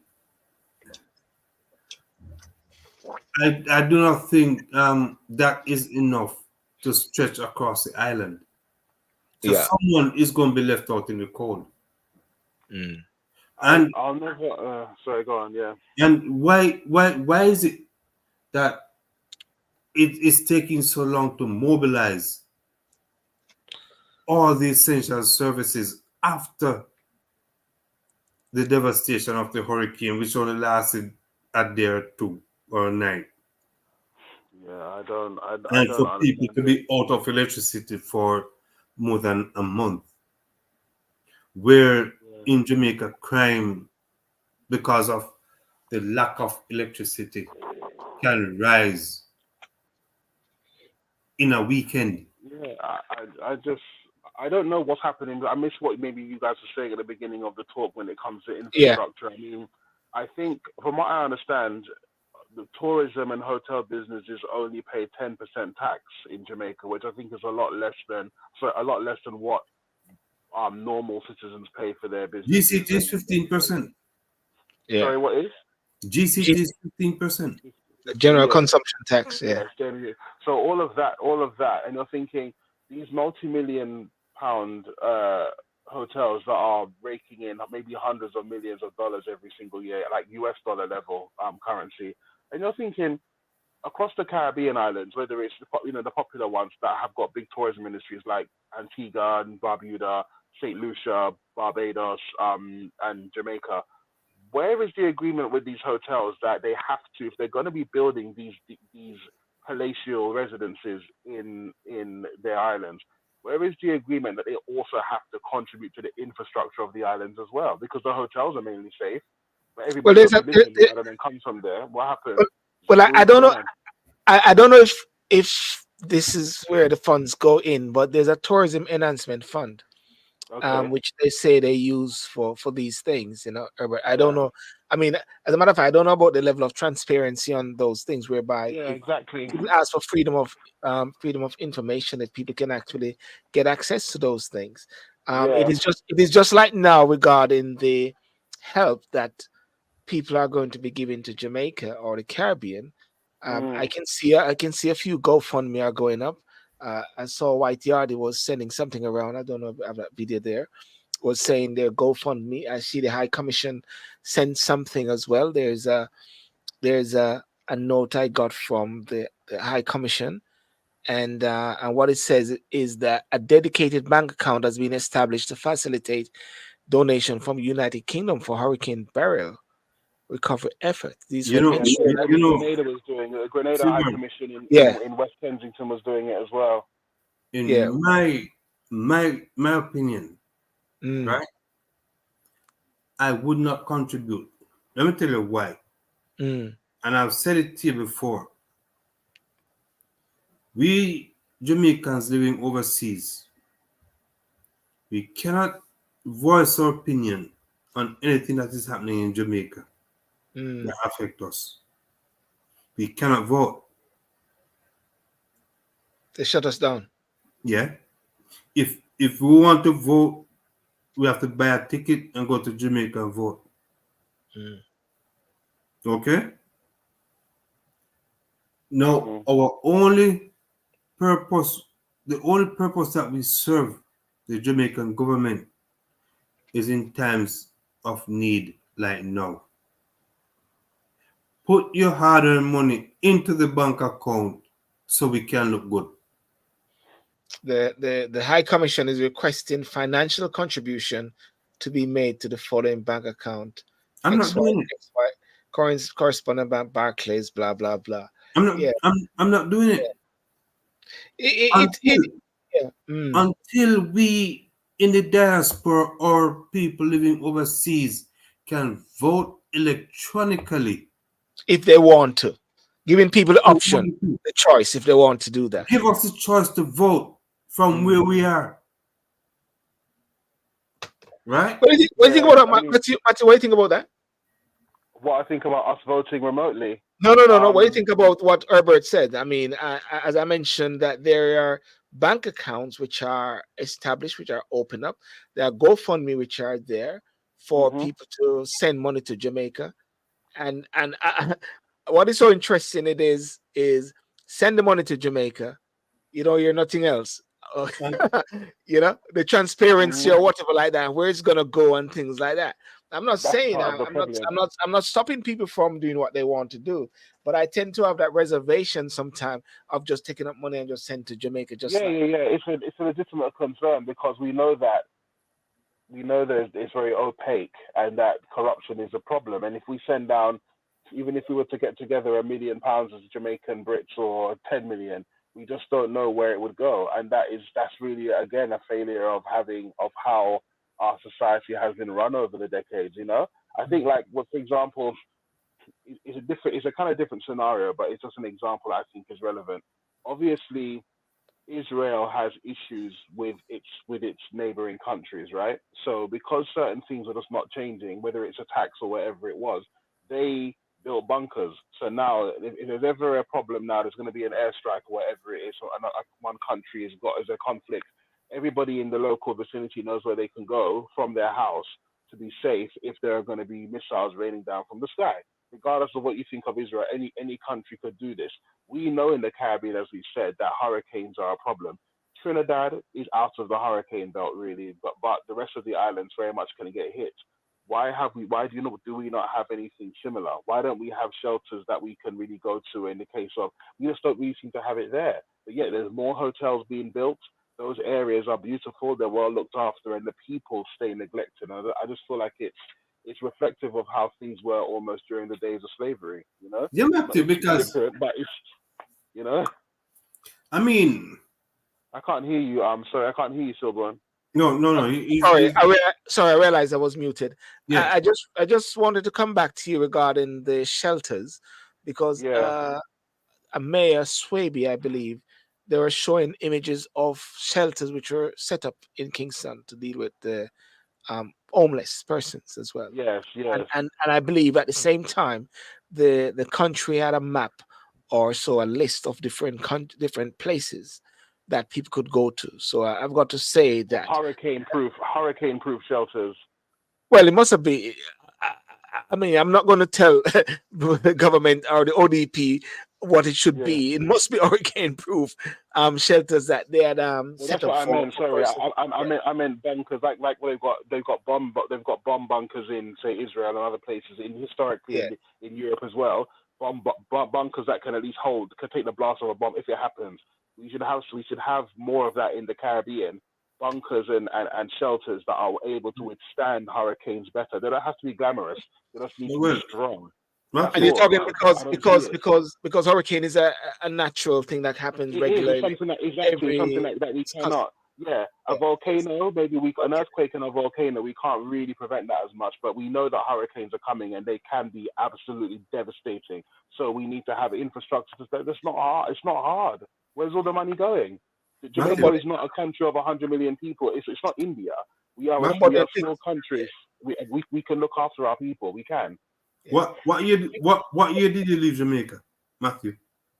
He's Oh, never been to yeah. Jamaica. Never What do you been. mean? Never been. Don't even try it, bro. Talk to some of my other friends and family, like, but not me, man. I was out there during the days of JBC. All right. No, when did I leave? No, I was going to school there on and off, like as a child, and spending time with my grandparents in the 80s and then in the 90s to the late 90s. But I haven't lived there like permanently. I've not lived there now for. I haven't been for a very long time, and I've not lived there for any period of time, probably since 2000. All So right. it's been a long, long time. My family go often, cousins of mine and my uncles and that, but I personally haven't been. I've All been right. living in Europe for a bit. Yeah, All yeah. right. So because I was in the law enforcement in Jamaica, right? Yeah. I've been exposed to a lot of stuff, especially around hurricane season, Mm. when an impending hurricane or a hurricane is about to hit, Mhm. right? And all you can see is, or all you can hear is preparations going out. Emergency services, this is what you do in the event of. Yes? Yeah, Yeah. yeah. Mhm. It it Yeah. it is surprising to me how more police officers are not killed carrying out their duties during the event of a hurricane. Mhm. Yeah. But you do not hear about those people. Mm. Well, I'm sure stuff No, like that gets said. Definitely, but I'm talking about mainly infrastructure, not how no, no, people no. help each Hold on, other and hold that. on, hold on, hold on. Mm. Mm. You do not hear about police officers going to people's homes to rescue them During a hurricane? during a hurricane, right? Because people are refusing to leave their houses to go to shelters. One, because if they leave their house to go to a shelter, they come back, they may not find where the house was. You mean they thief everything? Yeah. Well, or if they get blown away, yeah. No, no, no. We're Yeah. not talking about houses getting blown away. We're talking about criminals come and lift it and Yeah, take it, yeah, Mm. yeah. right? Boy, this is So, not the Jamaica that my grandfather thought that he'd ever for see, really. for for the government to be telling people or encouraging people to go to hurricane shelters, in theory, it is what is on paper they're talking about. But in practical terms, Mm. the security of one's property is not being looked after. No, but you could have a shelter in your back garden. Not everybody has a big acres and acres in their garden in Jamaica. I get it, but really a bunker or a shelter is just something which is Matthew, able to just keep you in. That's all. And I'm not talking about Matthew, like a big sports Matthew, hall. Really, it could be. Go on, yeah. Matthew. If your common dwelling is not strong enough to withstand a hurricane, do you think a shelter is going to be fit in the back of your yard? I understand, but what I'm saying is we need to have the infrastructure. There are people at my grandparents' house. We could build that. We've got the land to build it. I would say, but in a place where there's not as many, the houses aren't that strong. There should be something local. Look, there are many churches all over Jamaica, right? If the The church in there, churches do not many of care them are about built. the churches do not care about another church, Some of them, another set of members from another church. my old church that I went to in Jamaica did. It was a good building. You could shut the shutters and you'd be okay in there in a hurricane. I'm just Yes, pointing out what I've seen over the years, but there are ways around it that we as a people have to be able to have to be able to come together and make things work. Better to have something than I nothing. understand your That's point. all I'm saying. Like I we're never gonna have all of it. We're not gonna have everything sorted out on day one. But if I nothing understand is your being point. done, I'm not saying But, nothing's being done either. I'm just saying that we but need to do more. for an island like Jamaica, who has suffered many hurricanes over the decades, Yeah. right? Mhm. When it comes to sheltering, it's a disgrace. Well, that's what I'm saying. It's Mm. not It's only a Jamaica. disgrace. It's Grenada. It's Saint Lucia. It's Saint Vincent. It's a regional problem. I don't know what Martinique and Guadeloupe do. It'd be interesting to find out. They are richer islands. Martinique, Guadeloupe, But Aruba, but remember, Curacao. those Mhm. islands are still under French are still Control. colonized by the French. They're under French and British rule and Yes, all of them and all of that. I get it, and Dutch. I understand, but they are still have the but same people there with the same body and the same temperature and the same hurricane. So we need to be learning from them. If Aruba, well, Aruba's not in the hurricane belt, but if the other islands like Guadeloupe and Martinique can the British Virgin Islands and them can normally withstand the hurricane, and they are smaller islands than Jamaica, then what do they have that we don't?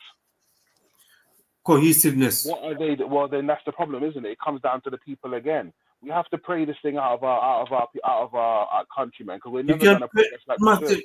Matthew, you can pray as much as you want. Pray You and can do something. pray. That's what I mean. You can pray Pray and do until your eyes something. get sealed. Pray and do something. Yes, you can pray until eyes are sealed. from Mhm. dry water and all that. Yeah, Uh, uh, Jamaica. The culture in Jamaica is maximize on any emergency you see coming. so what you're saying then, this hurricane which went recently, Yes, Hurricane Beryl, and when you say maximize, maximize how? Who is maximizing? try and tear down the shop on the corner Yes, so you can get something to eat. You don't yes. care about the other people in the community who go to the same shop to buy something to eat. Yes? So you're And saying there's not a collective effort then, as what Matthew no, was saying. There's not a no. collective. Right? Not There's not as a, Jamaica, much. there's not a family We're atmosphere. very Jamaicans, divided. We're very some divided. people in It's Jamaica happening only all see over Africa. hungry. Some people in Jamaica only see hungry for today. They don't see it for tomorrow or someone else. Yes, yes. And Well, that's well, the problem in Jamaica. yeah. Well. In regards to, well, one of the things that would be great to see, though, is because I was getting some sort of message from places like in Portland, which has been having some.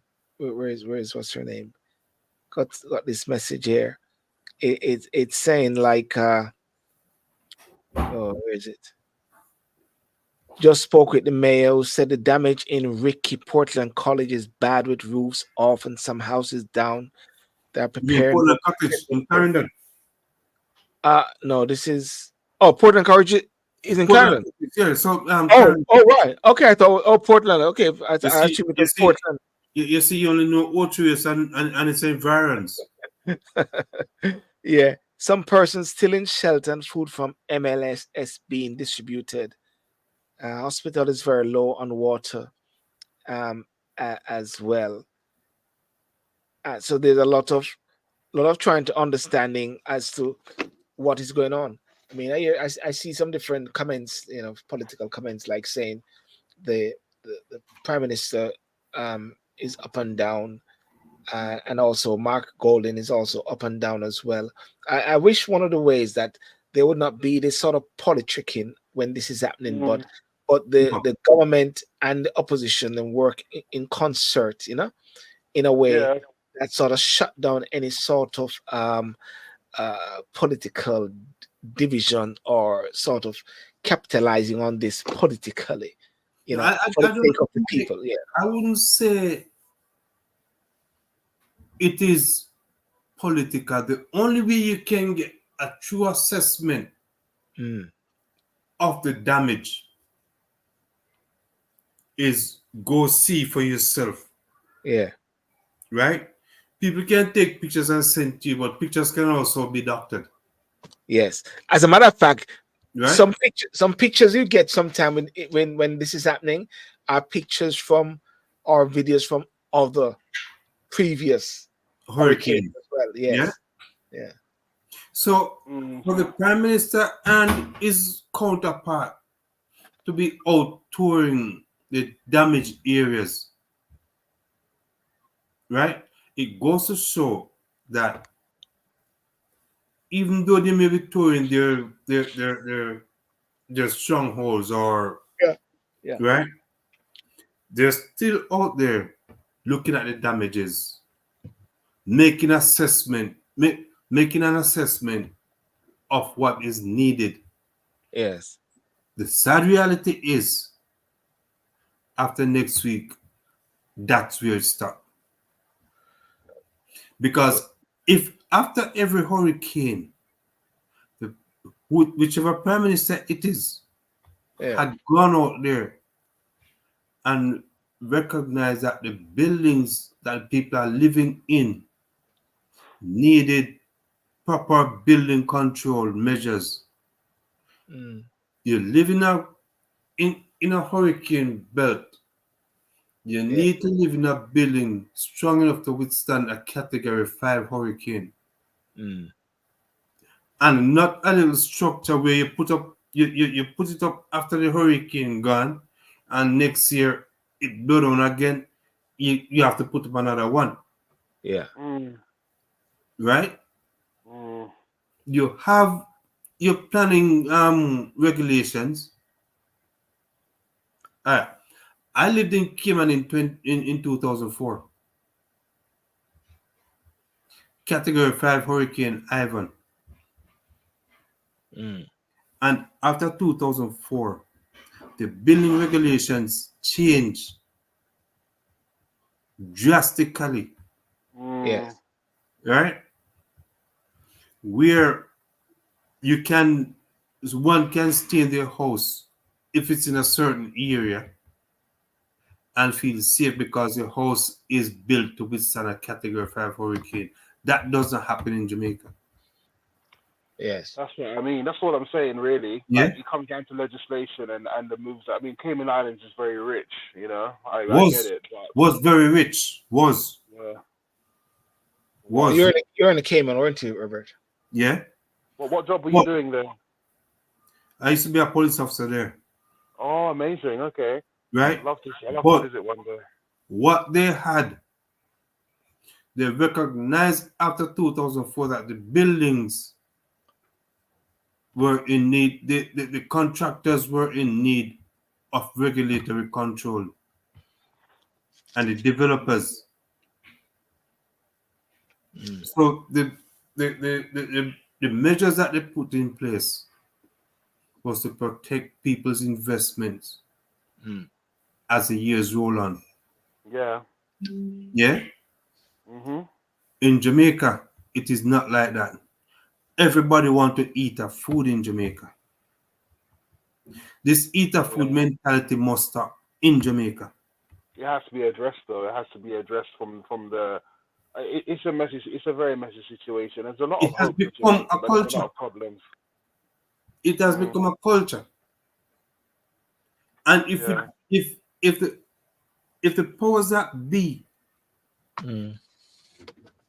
don't step in to stop it from happening, many more people are going to die when a hurricane come around. Yes. Or not a major natural disaster. It doesn't have to be a hurricane, right? Look at June 6, 1986. It was not a hurricane. Which was that? It was June 6, 1986. It was just hard rain. Clarendon flooded, Manchester flooded, parts of St. Catherine flooded. Okay? Yeah. And this was because of poor building regulations and lack of drain cleaning, lack of garbage collection across the entire island. So when the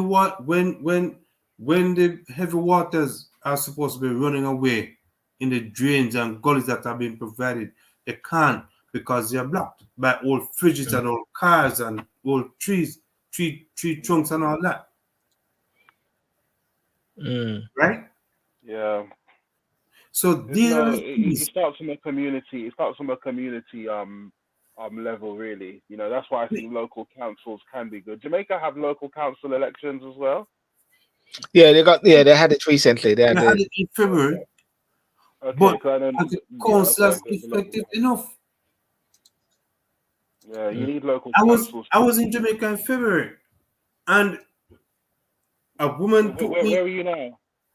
Pardon? Where are you? Where do you live? Which country do you live in now? I'm right at the doorstep. Sorry? I'm right at the doorstep. Be careful where you walk because I might hurt you. I'm in London. You're in London, okay. Right? But I was in Jamaica in February, and I was showing a piece of road where the candidate for a certain political party paved the road to a point, and after that it was all rocks because where she stopped was where her vote or where her party members were living. Very Mm. petty. Yes. Yeah. Mm. So we I don't- need to move away from this political tribalism Mm. business and will, Yeah, get we will, do. will one be able to, will one be able to get rid of political division? Tribalism is one way of saying it, but one would say division because that division happens everywhere. It happens in no division is different from tribalism. okay. Tribalism is the diehard nature. That's what he's talking about. Yeah. Yes. Mm. Well, you know, a lot of that will have to be whereby one move away from the old school. You know, the old And school. what do you consider the worst school? I'm sorry. What do you consider to be the worst school in politics? That's a very interesting one because the old school could you could say old school is the old foggies, those who have been there for years. But then at the same time, if the new ones are mentored by these old ones, then they carry the same sort of principle. There you go. Exactly. Same time. There Hmm. you go. So maybe like what happened with the conservative in a way, the cleaning out. Maybe that's what's happening. They're cleaning out of a lot of persons. But anyway, I just see something a while ago that Londoners have launched Hurricane Beryl emergency appeal, and they say Londoners have begun collecting donations, supplies, and funds to help people affected by hurricane relief. Two community relief efforts in Ladbroke Grove and Westbourne Park have been launched for Grenada, as well as the smaller islands such as Karaoke. This is an island which have been affected very big. Is it? Karaoke, yeah, I've never karaoke. heard of that. I never heard of that. It's Please, It's please don't it's say one of anything the about three island. Ochilo. islands. It's one of the three It's islands of Grenada, because Grenada yeah. has Petit Martinique and Petit Karaoke Martinique, as the yeah. two. I'm Yeah, Yeah. familiar with that one. yeah. And so Grenada is the main island, and I think it's Karaoke. Then I think Petit Martinique is the smallest. It's funny because Grenada is like the same size as Malta. Malta also has three islands, but Yeah. and Malta is the largest one. So those two islands are kind of identical. But I think the population in Grenada is probably no more than about what, maybe 90 or 100,000 people. So it's a Mm, beautiful, lush little gem in the Caribbean Sea, but there's not that many people there. But it's been battered. The Karaoke got flattened apparently. And God all help right, the Silver, island, man. yes, yes, Albert. Yeah. look at the cohesiveness with people in Grenada, Yes. right? From what they've been through in the 80s to Mhm. now, don't you think there would have been a wider division in Grenada amongst Grenadans as As to what? opposed to Mm. Jamaicans? But no, all Jamaicans see is what's in it for me. Not all Jamaicans. No, no, no. I'm not saying all Jamaicans. I'm saying Jamaicans, Yes. right? What is in it for me? How can I make a link? How can you make a link so I can get through the back door? Mm. Mm. As opposed to how can we come together Yeah. And so work we on it. can force that change? Yeah. Yes. I remember in 2016 I was in Cayman and there was a hurricane. I don't remember which one it was. Haiti was ravaged because they had just had a earthquake the year before, and Mhm. now in 2016 a hurricane, and in a week we collected about when everything was packaged and loaded onto the containers, there were about two 40-foot containers going to Haiti from Grand Cayman, right? The only sad reality is when it before it got to Haiti, the organizers had to get the U.S. Navy and the Marine to escort them in for fear of being kidnapped by Mm. Really? gangs. Wow. Yeah, Wow. Yeah. Serious thing. and I do not see Jamaica too far from that.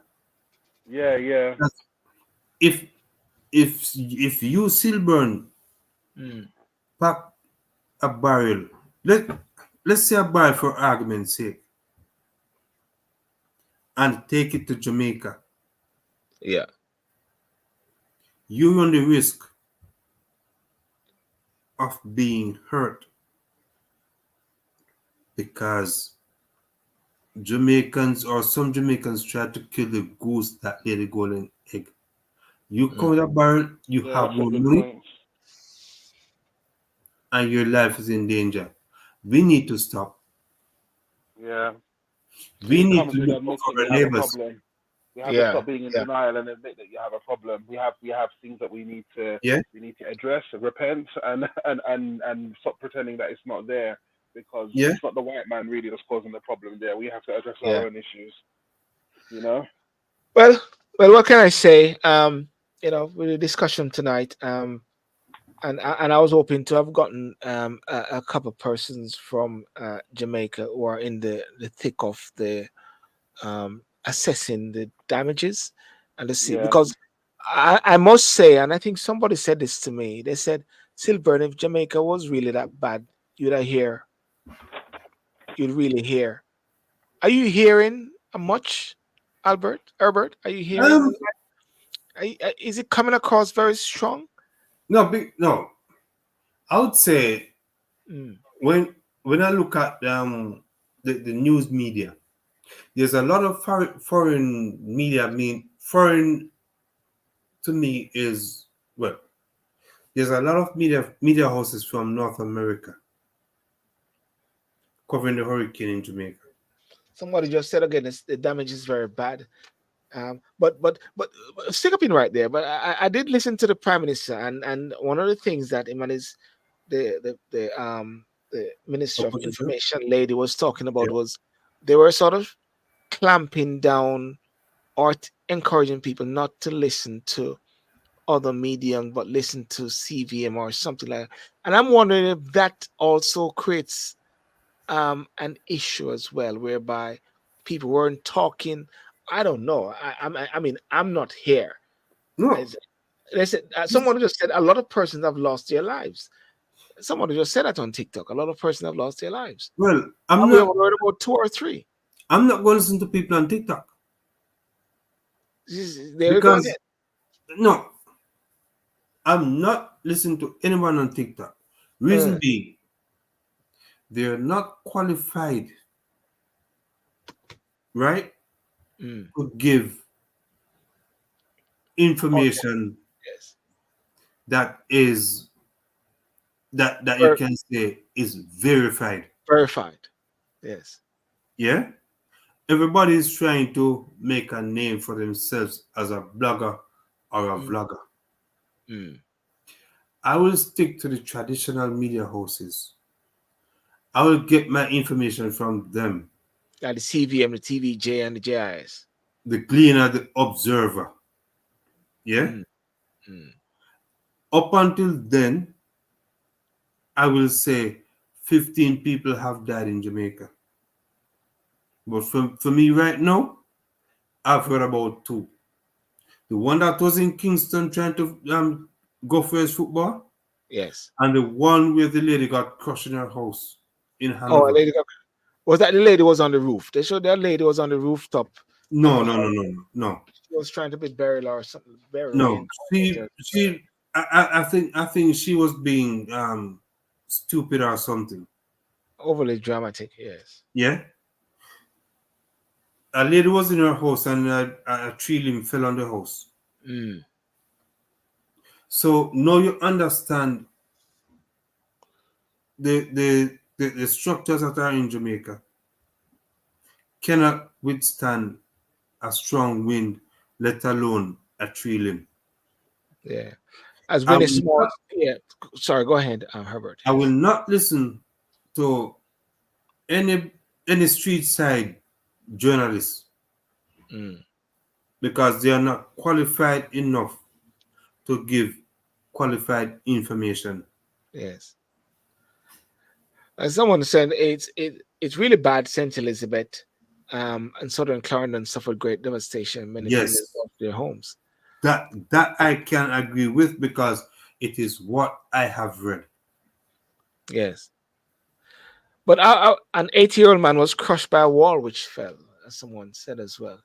Yeah, but are we somewhat at the same time minimizing the fact that media has now moved from beyond just the broadsheet, moved from beyond just um, the standard or the main media houses, and gone across to various sectors where it can reach in to inner areas quicker? Or are we saying that there's a level of irresponsibility with persons um, um, giving these sort of news as well? Because what I Yes, don't want, what I don't want to happen is a situation whereby the new era that we're in, where people shy away from actually giving off the news, giving off what has happened out there. But you're right. At the same time, there need to be a level of responsibility, and not just for the sake of clickbaits, of actually, you sir. know, yeah. As media practitioners, they have a duty of care, Mm, legal and moral responsibility in the material with which they share, mm, right? And news breaks every 7 minutes. yes. And because of that, everybody wants to be that guy who is always on top of things with the Mm, latest breaking news. But is it factual? mm. Right? If Yes. if, if Yes. if you have credible news information Yes. and you have the numbers of nationwide RGR, Gleaner, CVM, Observer, call them and become a part of their media their media outsourcing team. The fraternity of actually verifying things, because I must say that sometimes people send me lots of things, and I'll say to them, is this verified? Who is it from? What them name? I always say, what them name, what them number, what them Yeah, picture. yeah, Then something just pop out of the blue or something like that, you know? because there's something called plagiarism Yes. and there's something called libel. Mm. No, if I'm going to write something about the prime minister, I must be able to fact check it somewhere You because know, the story which I'm going to write, someone must get credit for it. someone actually was sending me some messages about Rishi Sunak and some information, and I said, where is this coming from? And I said, don't come to me with these sort of things and this sort of information. And I said, the poor man don't even know you. You He's living rent know free what I in mean? the man's head. I don't know you or anything like that. Doing the research on all these guys and just saying things out there, just putting things out there, just putting things out there. So I can understand the point whereby the government may have an issue with it, but I'm not really the one that would sort of encourage one to say I'm going to track you or shut you down. No, no, Uh, no, no. but I believe that, and I'm going to do a show actually on it as to how to help to verify news and to be authentic at the same time, because that's one of the things that I try to do as much as possible is try to be very authentic in what I say, and I'm not going to say things just for the sake of going viral or you No. know yeah man, I mean, none of them things is Silver, I'm cool. let me let me tell you how serious I am. Yes. I was at work. Matthew, are you still there? Are you sleeping?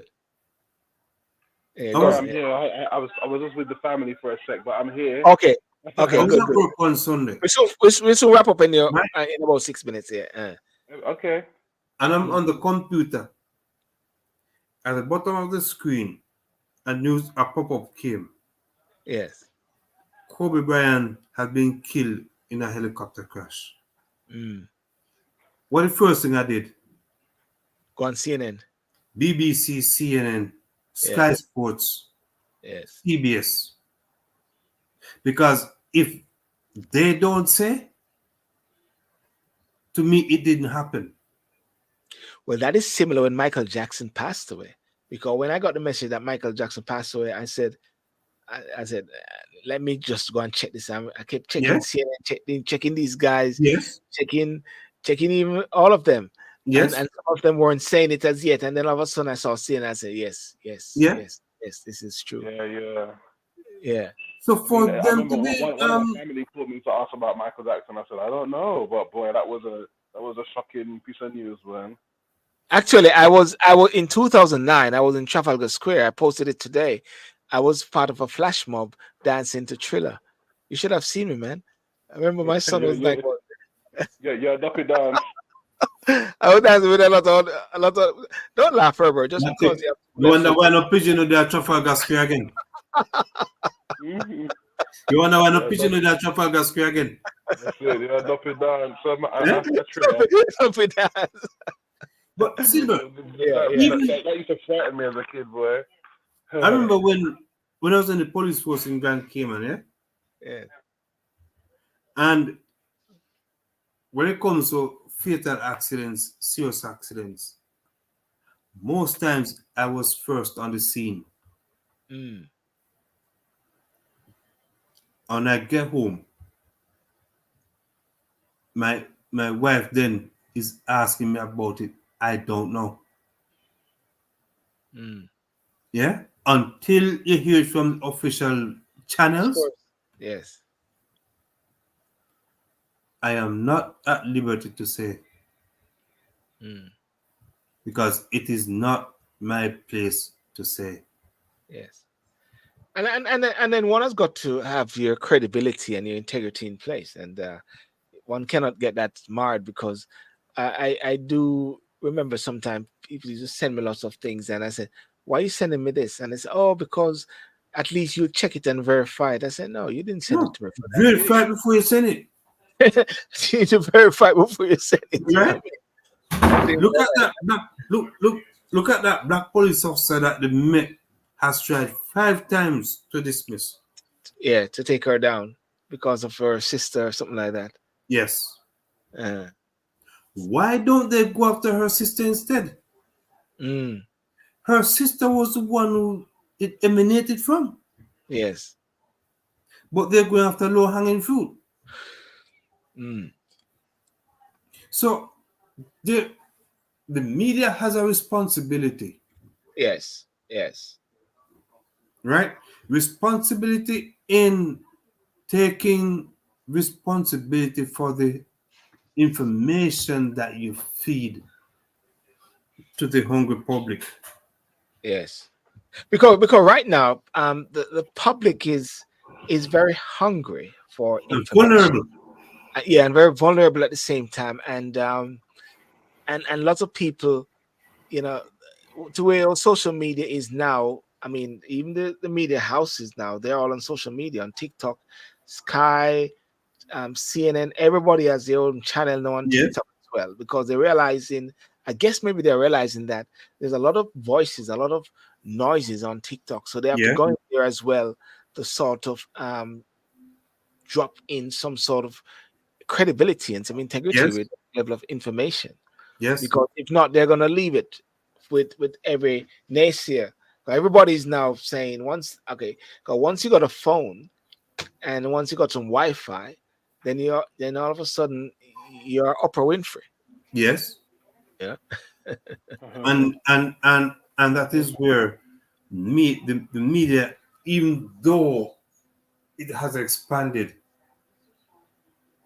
it has the media has also Mm, lost some of the credibility it mm, had gained over the past 30, 40 years. yes. Because remember, before the advent of mobile phones,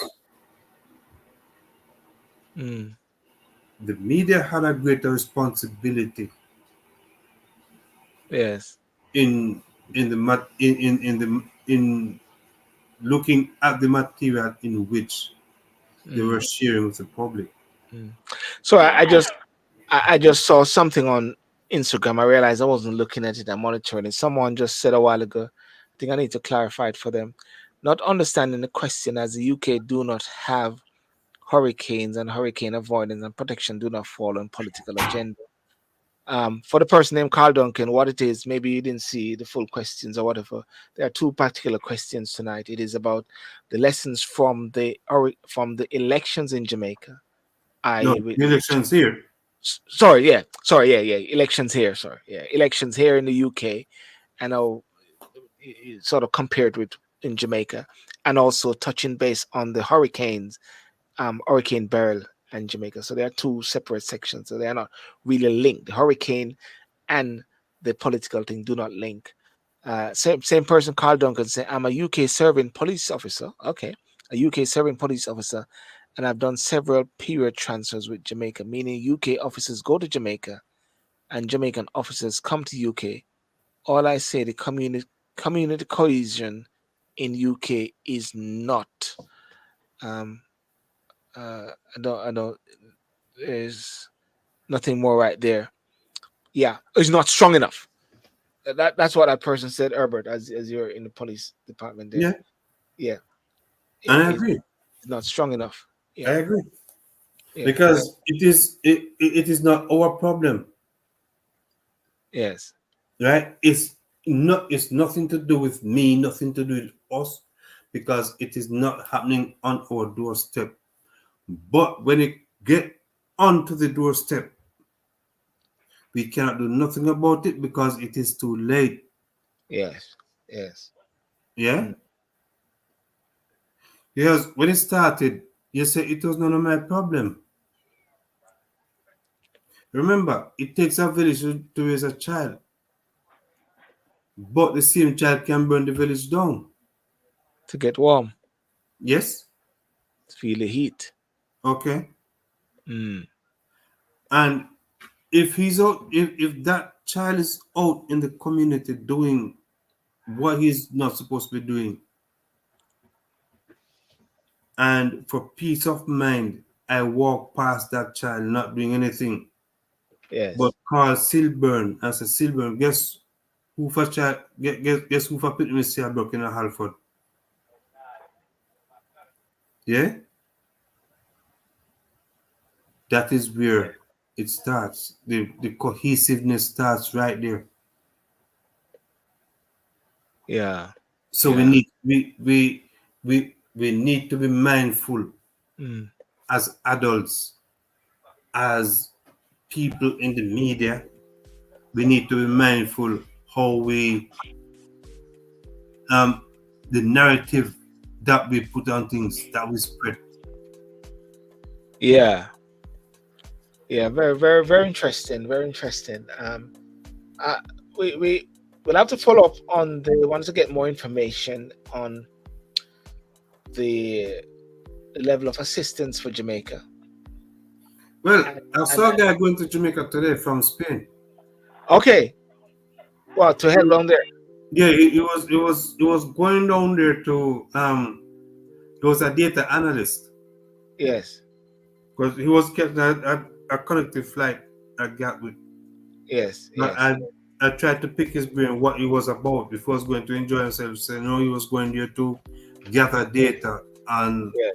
the extent of the damage Okay, okay. and how people were affected by it. I wonder if it's from the UN as well, because the UN is actually sending I some think funds. I think he may have been from the UN organization, one of the UN organizations. Yeah, yeah. Matthew, any last word, Matthew? Really, just that.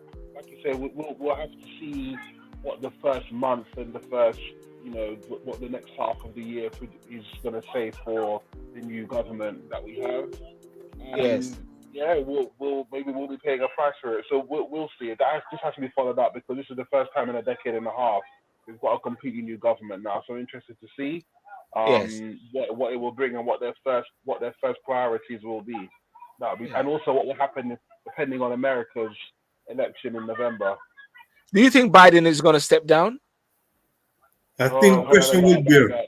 They're saying that he probably needs to. They're saying that he probably will. He needs to. And I think pressure will bear. Apparently, the heiress of Disney, I heard, said that she said she's not donating any more money to the Biden campaign. Until he steps down. And they said she's encouraging all the others. She's encouraging all the other rich people that are all the other donors to stop giving money because he's clearly not able to handle it. Biden went up there. He said until God comes I'm going to fight. I'm going to fight and beat Trump like I did again.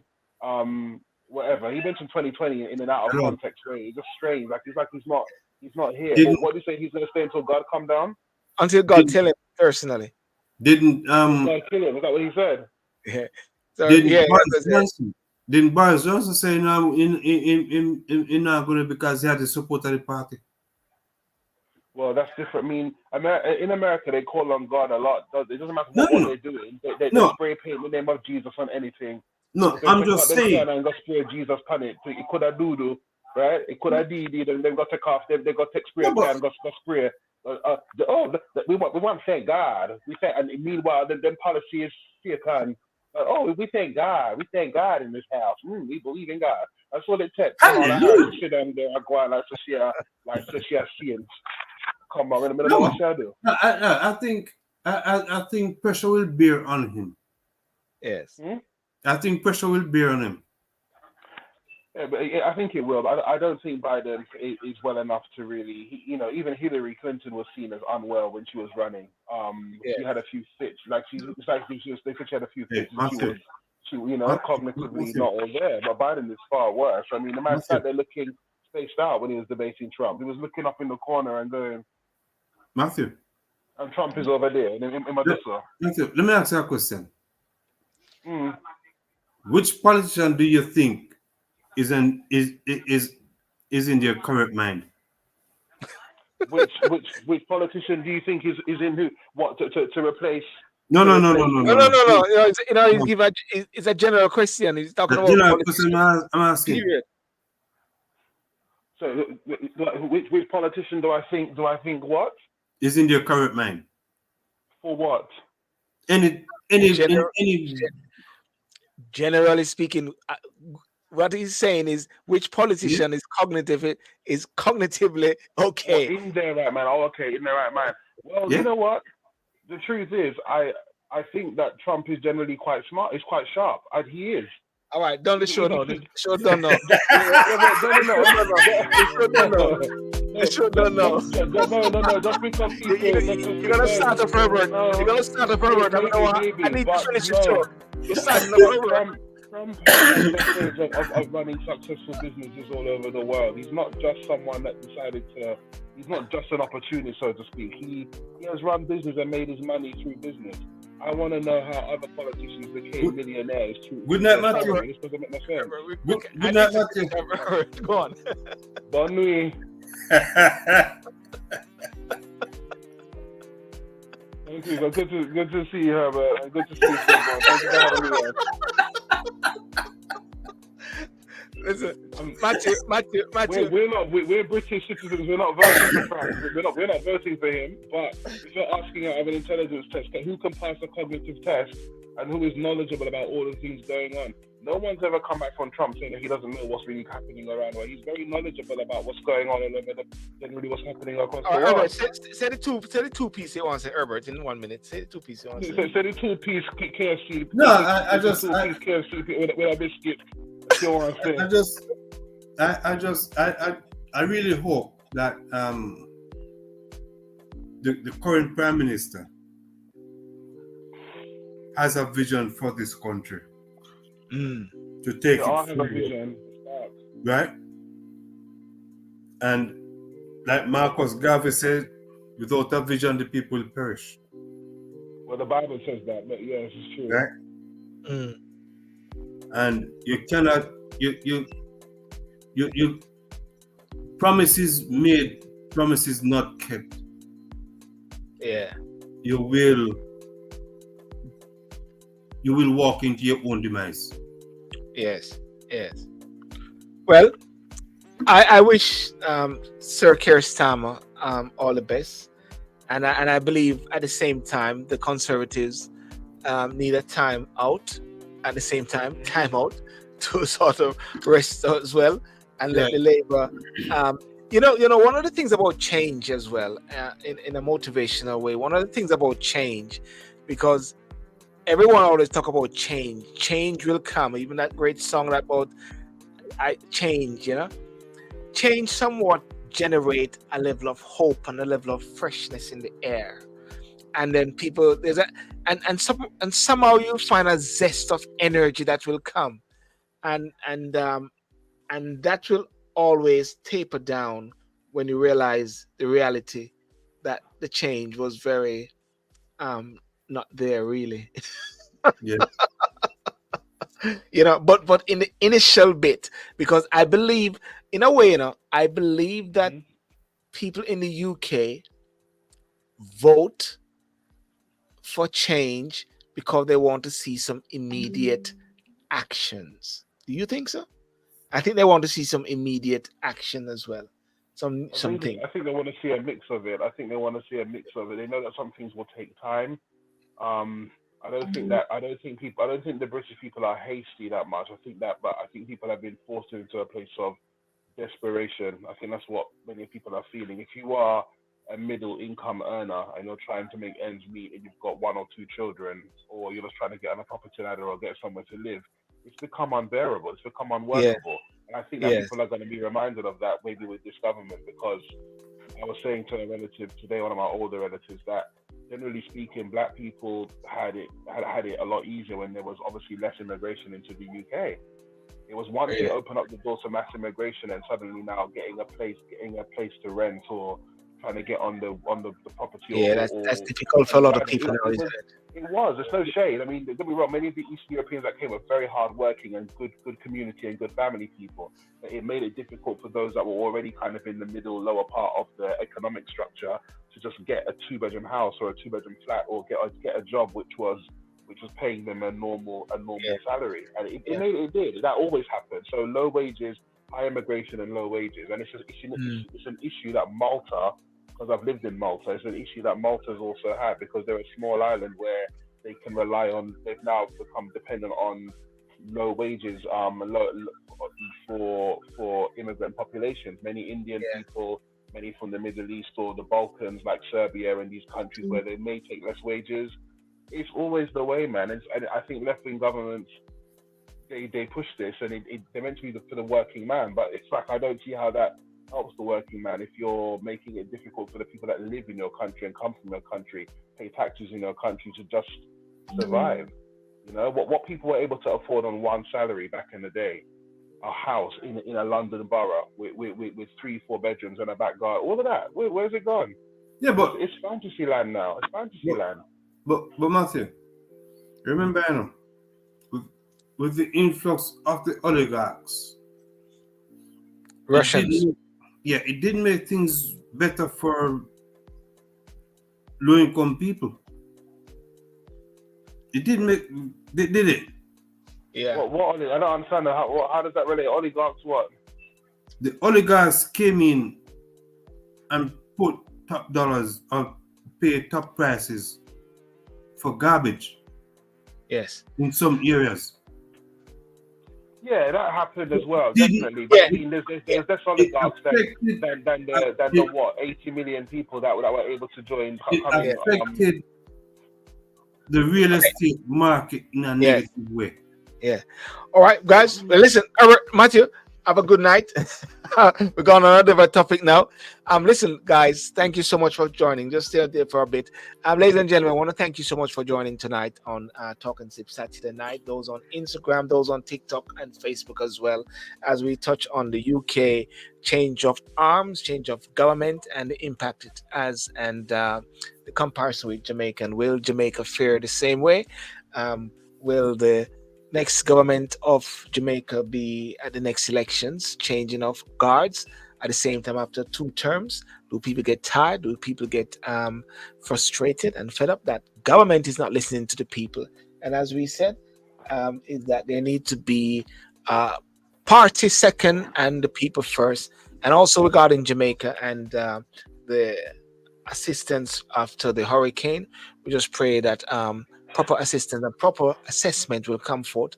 And on all these different GoFundMe, I think they see all these different GoFundMe happening, different bank accounts, but there need to be a level of transparency. But as Herbert said, one of the key points Herbert said is that Jamaicans overseas should not just be seen as cash cow whenever disasters happen, but they must need to get their votes and be able to vote whether they want to or not, but give them the ability, the choice if they want to make vote. Am I correct, Herbert? Yes? Yes. Yes. Yes.